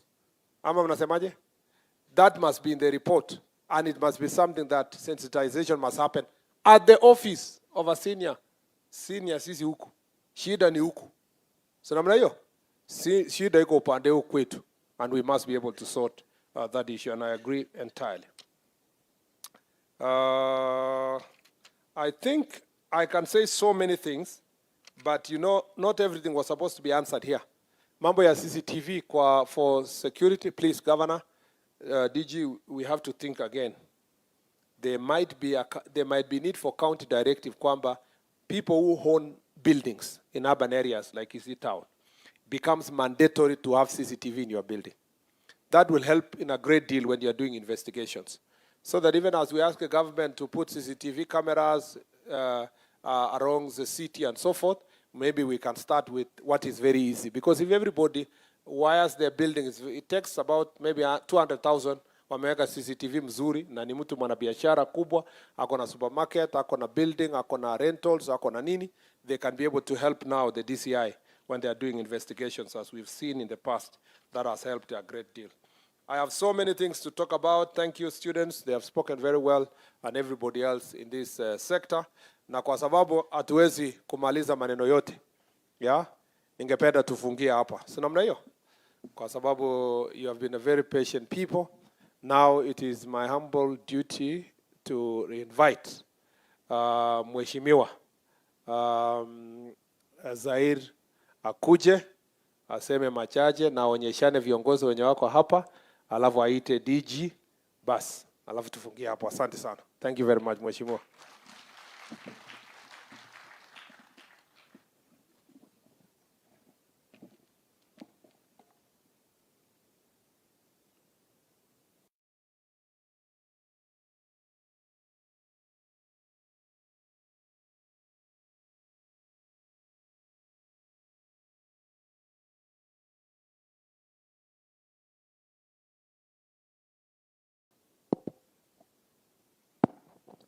Thank you so much. Waziri wetu, Mheshimiwa Murkomen, DIG, Deputy Governor, all protocols observed. Sitasema sana kwa sababu masaa imeenda. Niko na mambo mawili waziri ya kusema. Kwanza kabisa nataka kukukaribisha katika Kisii County na constituency hii yetu ya Nyaribari Chache. Waziri, I want to take a moment to recognize a group that often works behind the scenes yet plays one of the most critical roles in our daily lives. That is our security team. This team, pongezi na tuwapigie makofi na tujipigie makofi. Waziri, kwa sababu ya saa, unajua mimi ni mwanasiasa. Hata leo nimejaribu kidogo. Kwa sababu unajua vile nimeona hii uniform hapa nimeshtuka. Vile hii wadosi wamekaa zamani kabla sijachaguliwa kama mjumbe. Ningeona watu kama hawa wamekaa namna hii ningeingia kwa miti nikimbie. Because nilikuwa nafikiri wananikamata. Lakini waziri, we want to thank His Excellency the President. We were there as leaders from the community. We had a very good and robust discussion on the pathway, on the journey that the people of Kisii are going to take. We want to welcome His Excellency the President, and I am aware, and hopefully by the grace of God, the President will be coming to Kisii and Nyamira to launch some of those projects. Kwa hivyo mimi sina mengi, waziri, nataka niseme mambo mawili. Kwanza kabisa, Kisii Police Station. Kisii Police Station initially ilikuwa watu wanafikiria ni ya the former minister Nyachai, lakini hiyo ni mali ya serikali. Kwa hivyo I want to request you, waziri, that you help us through the Ministry of Lands to talk to your counterpart, Waziri Alice Wahome, waweze kutusaidia tupate hiyo title deed so that we can build a modern police station, and that police station inakaa on a 4-acre land, so that Rais alituambia we are going to build about 17,000 houses hapo katika prison, so that part of that project iletwe hapa ili hawa wadosi wetu na hawa viongozi ambao wako hapa including the police waweze kupata nafasi, waweze kuishi hapo na tuweze kusonga mbele. Ya mwisho nikimalizia, waziri, we have a small issue in a place called Jogo. Jogo Primary is a polling station within Nyaribari Chache. Lakini inaona imenyakuliwa na watu wa Kitutu, na waziri, there is a presidential directive on sub-county is a constituency. Kwa hivyo nitakuja kwa ofisi ili tuweze kusuluhisha. Kwa hayo mengi na machache, asante sana, sitasema mengi. Nataka sasa nimkaribishe Bwana Deputy Governor, Mheshimiwa Obebo Elijah. Karibu sana, alafu tumalize. Thank you. Thank you, Mheshimiwa Zaidi Janda, CS wetu Bwana Murkomen, mbunge wetu na wote mliomo hapa ndani, hamjambo. Mimi najua kwamba mmechoka, lakini kwa heshima kubwa Bwana Waziri, niruhusu tu nizungumze mambo matatu ama manne, lakini mawili nitarudia kwa sababu mimi Zaidi, wewe ulisema kwamba ukiona hawa wewe unaogopa. Mimi nikiona hapa niko nyumbani kwa sababu babangu alikuwa askari. Kwa hivyo mimi nikiona hawa niko sawa. Kwanza mimi nimegrow katika discipline kwa sababu baba alikuwa askari na siku nyingi nilikuwa naishi na yeye. Kwa hivyo kuna mambo mingi ya kiaskari ambayo mimi naelewa. Kwa hivyo discipline niko nayo, kuelewa niko nayo, na zaidi ya yote niko na heshima kwa sababu nijifunza mambo mengi nikiwa na mzee wangu. Na pia mimi nilisomea hapa karibu nikiwa nursery school. Hapa Kisii Prisons headquarters hapa. Ndio nimefanya nursery school. Si wengi walikuwa wanafanya nursery miaka hiyo. Nashukuru Mungu sana. Mheshimiwa Waziri, mimi nimekuwa civil servant miaka mingi. Hii siasa nimejifunza mwaka 1.5 hivi sasa. Lakini akili yangu nyingi iko kwenye civil service. Kwanza ofisi hapo mahali huko ofisi ya rais, nimekuwa hapo 4th floor miaka mingi. Nikiwa kwenye provincial administration na nimezunguka Kenya hii. Hata nyumbani nimefanya hapo Elgeyo Marakwet. Tukiwa na PCT Mutharap Sirma. Kitu nimeona ni kwamba nirudie tu kwa heshima yako Bwana Waziri. Promotions of officers. Si vizuri waziri mtu afanye kazi miaka 5, miaka 6 bila promotion hata moja. Hiyo ina demotivate officers. Kweli si uongo? Kwa sababu one of the biggest motivator of a worker ni hiyo promotion. Kwa hivyo vile umesema utaangalia so that watu don't stagnate for long. La pili, mambo ya housing. Utastaajabu Bwana Waziri kwamba nikipata kuwa deputy governor, nimetembea kwenye babangu alifanya kazi. Mahali ya kwanza nilienda ni Manga. Can you imagine ile nyumba baba yangu alikuwa nakaa 1972, 73, 74, a unihut. Iko hapo saa hii na askari anaishi ndani. Can you imagine that, Bwana Waziri? So bad. Then I went to Rangwe because he also worked in Rangwe. The same unihut. Kwa hivyo mambo ya housing, mkiangalia kama serikali itakuwa jambo la busara, and I'm sure that will motivate the officers. Waziri, if we're intending to arm security guards, can you think of arming the chiefs? Just a food for thought. Am I making sense? Jambo ambalo ningalipenda chiefs uangalie sana, Waziri, ni mambo ya school going children.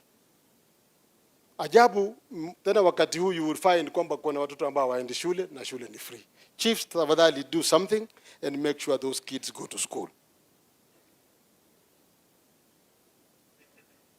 Jambo moja limenishangaza, Waziri. You drive on Kenyan roads and you find an illegal roadblock. Eti unauliza sasa mnafanya kazi gani hapa? Unaambiwa eti kuna mtu amekufa, tunaokota pesa ya matanga. Mshaona mambo hayo nyinyi? I had to call the OCS. Nikamuuliza OCS, and I stopped by the way. Nikauliza sasa mimi hata sijui, najua sitaki kusema mali nilikuwa, manake Waziri unaweza kunichapa jioni. Nikauliza kwani hapa mnafanyanga namna hii? Sasa mimi mnataka nitolee pesa nani? Na sijui mwenye amekufa, sijui atazikwa lini. Why would you want me to pay? So it's something you have to look at. Those illegal roadblocks meant to solicit for funds, something that should stop, Bwana Waziri. I agree with the CCTVs. As county government, tutaangalia what we can do to make sure that those who own big buildings, nyumba zao, zimewekwa CCTVs so that there is on investigation or any proceedings that may be required in the course of the criminal justice system. Walkways, Bwana Waziri vile umesema, we are doing a lot as county government. We are trying. We are working in conjunction with the Kura. If you walked through Naivas all the way to hospital, you will see walkways, I'm sure. Then hapa kwa St. Judy towards the law court, you will also see the work was being done and a lot more.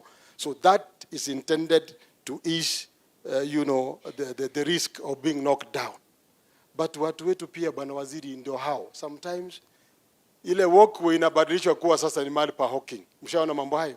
Sasa watu hawataki, so they give the security agents a lot of trouble. But it's something again we look at as a county government, and we will be able to do something on street lights. And a bit of this big Mulika Musa lights, something is in the offing, Bwana Waziri, and that will be done going forward. We are trying our best. Our town is fairly congested, but we will see how to go around it. And yesterday we were in State House. In fact, I was asked to come the whole night to come and meet Waziri, and I succeeded. We have also talked about the flyover from the interchange all the way to Kisii High School. And we have talked about the markets you have talked about. In fact, we have already commissioned one, given out a contract for Nyambera market. And a lot more could be coming, as Honorable Janda has just said. We believe with this, we will ease the congestion, the trouble, and the frustration that people go through. Lastly, I was told by my late father, who was a senior sergeant at the time of retiring, and a senior sergeant was not a small man then. I never saw an inspector those days, Basengeli. He used to tell us that to do the right thing all the time, even when nobody's watching. And that is what most of us have lived with, because we believe that ukitaka askari akuchunge, askari will not be there everywhere and every time. Even the chief will not be with you. Manake chief na askari pia wako na kazi zao. So I want to request that we have discipline all the time and do the right thing even when nobody's watching. May God bless you. I know kazi mnawafanya ni ngumu, lakini Mungu awajalie, awalinda, watunze, so that as you discharge your duties, mtakuwa watu wenye nguvu na wenye baraka. Kwa sababu waliuliza askari, na sisi bwana tufanye nini? Jibu ilikuwa fanya haki kwa kwa wote. That's all I leave with you. May God bless you and remain strong.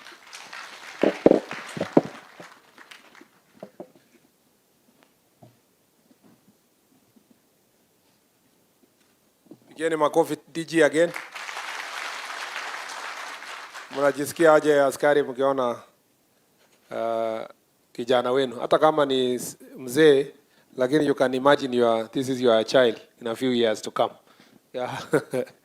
This is how my father feels wakati na all other pastors wakati wakiona kijana ya reverend ako hapa.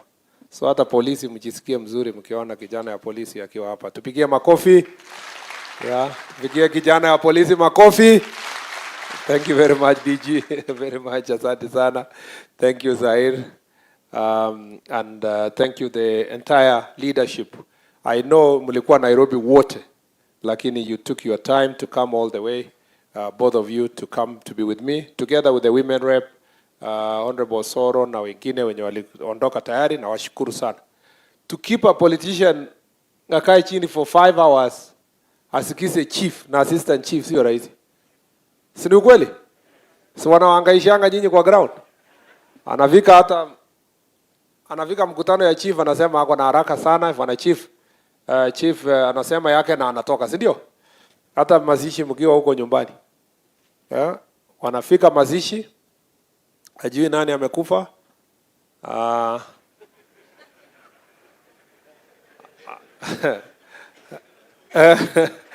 I have been in a situation, unafika na ni Catholic. Na unajua Catholic sasa priest akishika, hiyo ni 2.5 hours, lazima ukimbie mazishi nyingine. So unafika tu hivi unasikia, yani wakati unapiga kona hapa unasikia sasa tukaribishe padri.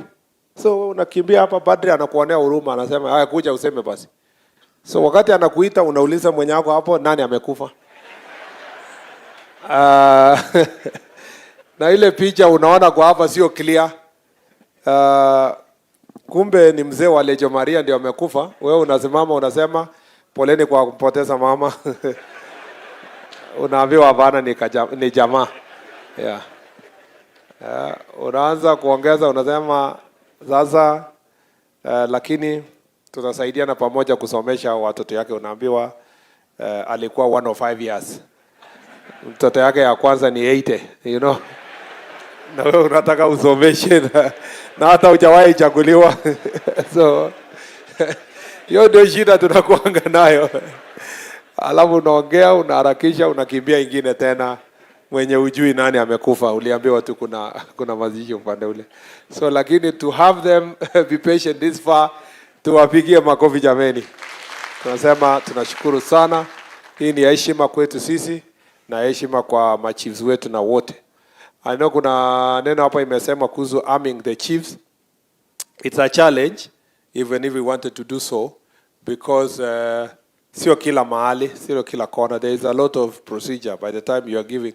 I think the best thing ni ku roll out ngapu ile national government police national government administration police unit. Hiyo itatusaidia kusaidia polisi wetu wafanye kazi, chiefs wetu na assistant chiefs as they do the enforcement. Sina maana hiyo. Alafu wale wako tu a few of them wenye wako very dangerous areas, then we can license them to carry firearm because of the situation there. Wako northeastern huko, kuna wengine somewhere in the border kama huko kona ingine Keanja huko, ama sehemu ambazo tunajua ni very dangerous, so that we don't also militarize the administration. Sindio?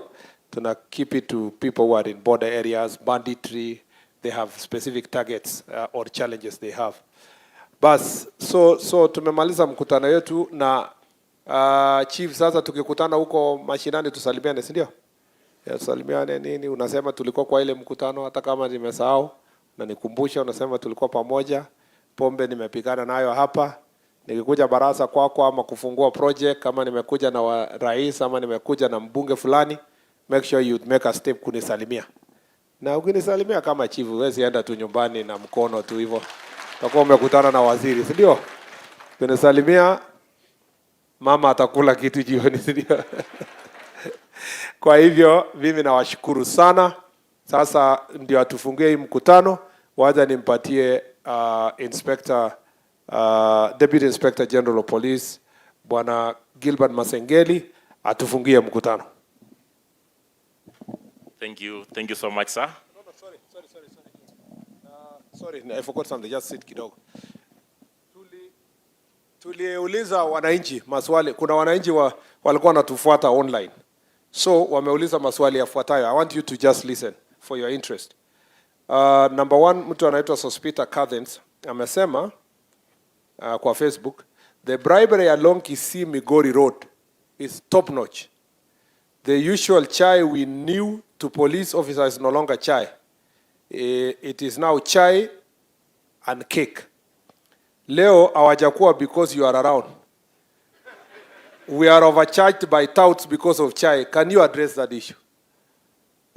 So umesikia Vice Commander. Umesikia hiyo maneno.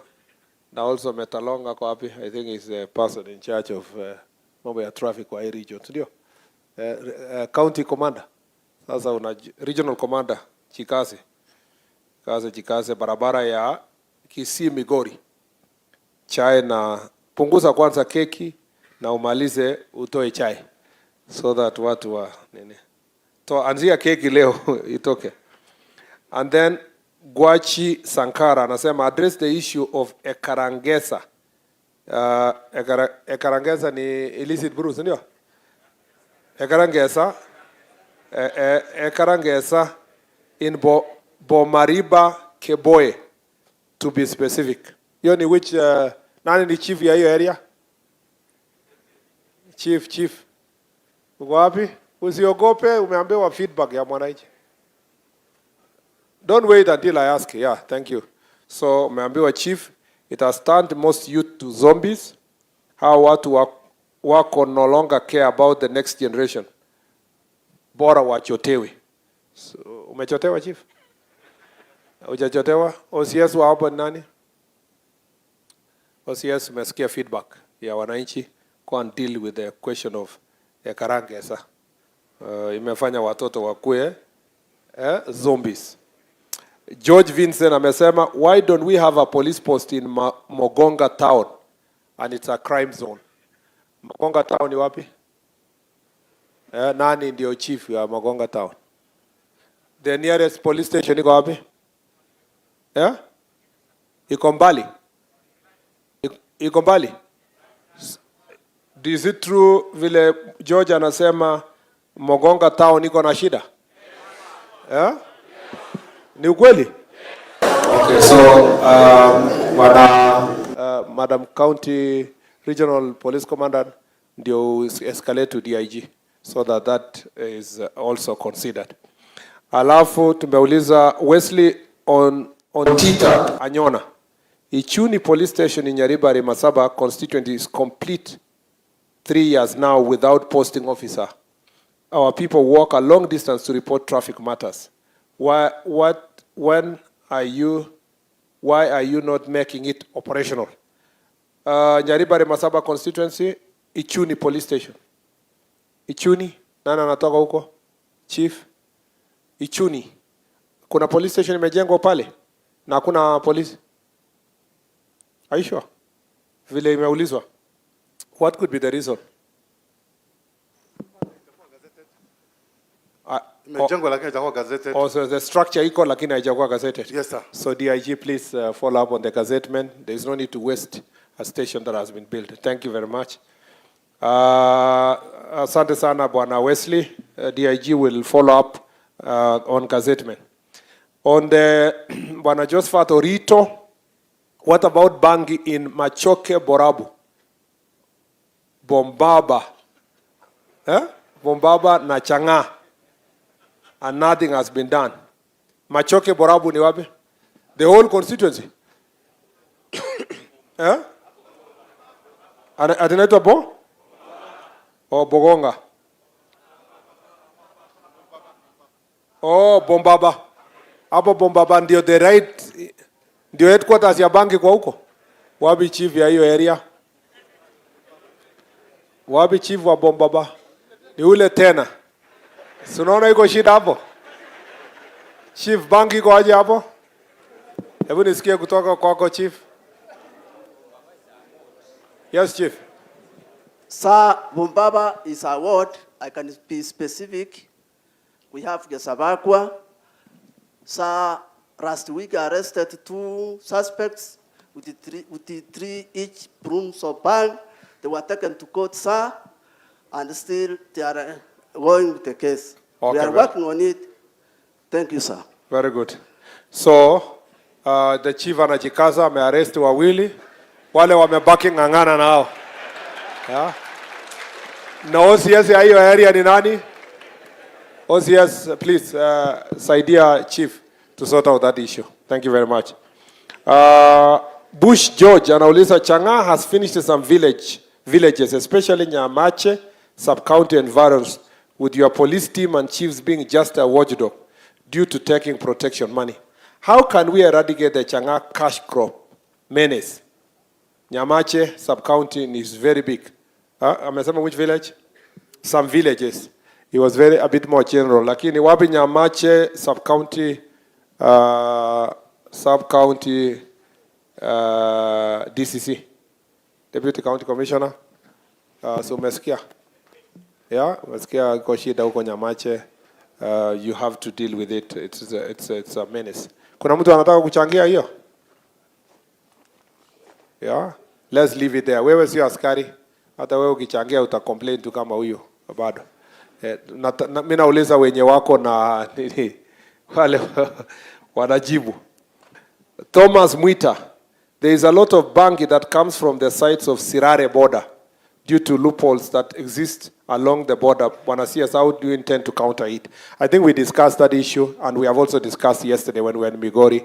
We are going to increase the border patrol unit. We are going to increase also the form dub units, and there is a special operation we are going to do in that area. Question second last, Vincent Nyakundi, who is asking on Twitter, inquire why there is a delay of duplicate ID processing, specifically at Nyamache sub-county. Preliminary observation point that the officers in that area are overstaying there. His shovel may improve services. The same Nyamache, I think on the question of registration of persons, you need to follow up. What could be the reason? What could be the reason? Duplicate ID. I think people will lose their IDs when they go. Why is it taking long? The officer at the sub-county is doing a good work. Yeah. We'll zero down to ni wapi iko. What corner? Exactly corner. Yes. Finally, Mr. Duncan Wanjala Mahoa, CS kindly understand the OCS who attended your meeting while under influence. Some people, though not right, sometimes take alcohol to gain confidence in facing certain situations. It could be that he acted out of such weakness, but still managed to convey his points. I can't request that he is understood. Sorry, Bwana Wanjala, he is not understood. He did not, the police officer was not expected to come and talk. He was just attending. So there was no courage he was trying to get. It's just that as I said earlier in the morning, the police will establish whether it is part of his mental health challenges, or is a habit that is just picked, and the necessary processes will be taken. We are not, as I said, we have humanized National Police Service. So we will first of all get to the bottom of the fact of the issues before we take any steps. Karibu, DIG. Thank you so much, Honorable CS, and thank you for your time. Waheshimiwa, the DG, the area MPs, MCS, my colleagues, the regional, the county, Afande Chief, Afande OCS, the village elders, good evening. Good evening. Hebu angalia mwenzako. Umeona nini? Umeona sura ya Mungu? Mwambie Mungu anakupenda. Mwambie Mungu anakupenda. Thank you so much, sir. Sir, as you've alluded, we as the National Police Service, we are striving to ensure that National Police Service, our police stations, becomes the center of excellency in policing operations. And that one will stop at nothing, but assure you that we reach that level. Sir, another thing, allow me to congratulate these officers seated in front of us in a very special way. Ebu chiefs wote wasimame juu. Na chiefs wanaposimama, wakati utasikia tu because of that wapikie makofi ya kuwashukuru, si ndio? The chiefs in front of us have done tremendous work by ensuring there is security in our region as the Kisii County. And because of that, Chiefs kaeni, nawashukuru sana kwa kazi mzuri. You matter a lot to us. The SEC wasimame juu. SEC wakisimama, wakikaa tu, DCC watasimama. Alafu DCC wakisimama, wakikaa, OCS watafuata. Na taendelea kwa hiyo mwelekeo, si ndio? Aya, SEC wasimame juu. Our SEC, for your information, they've done very well in coordinating work huko chini wakishirikiana na chiefs with the OCSs, and they've done a great work, and we have to congratulate them in a very special way. Because of that, thank you. Be seated. DCC wako wapi? Sir, these officers stand in front of us. They are the security coordinators in their sub-counties, and that's why we have peace as it has prevailed. And because of that, we congratulate you in a very special way. OCS wako wapi? OCS juu? OCS, you are the backbone of security in your areas of responsibility. And for your information, if any crime is committed, even in the area of His Excellency the President, he will report to the police station. And you are the manager of that police station.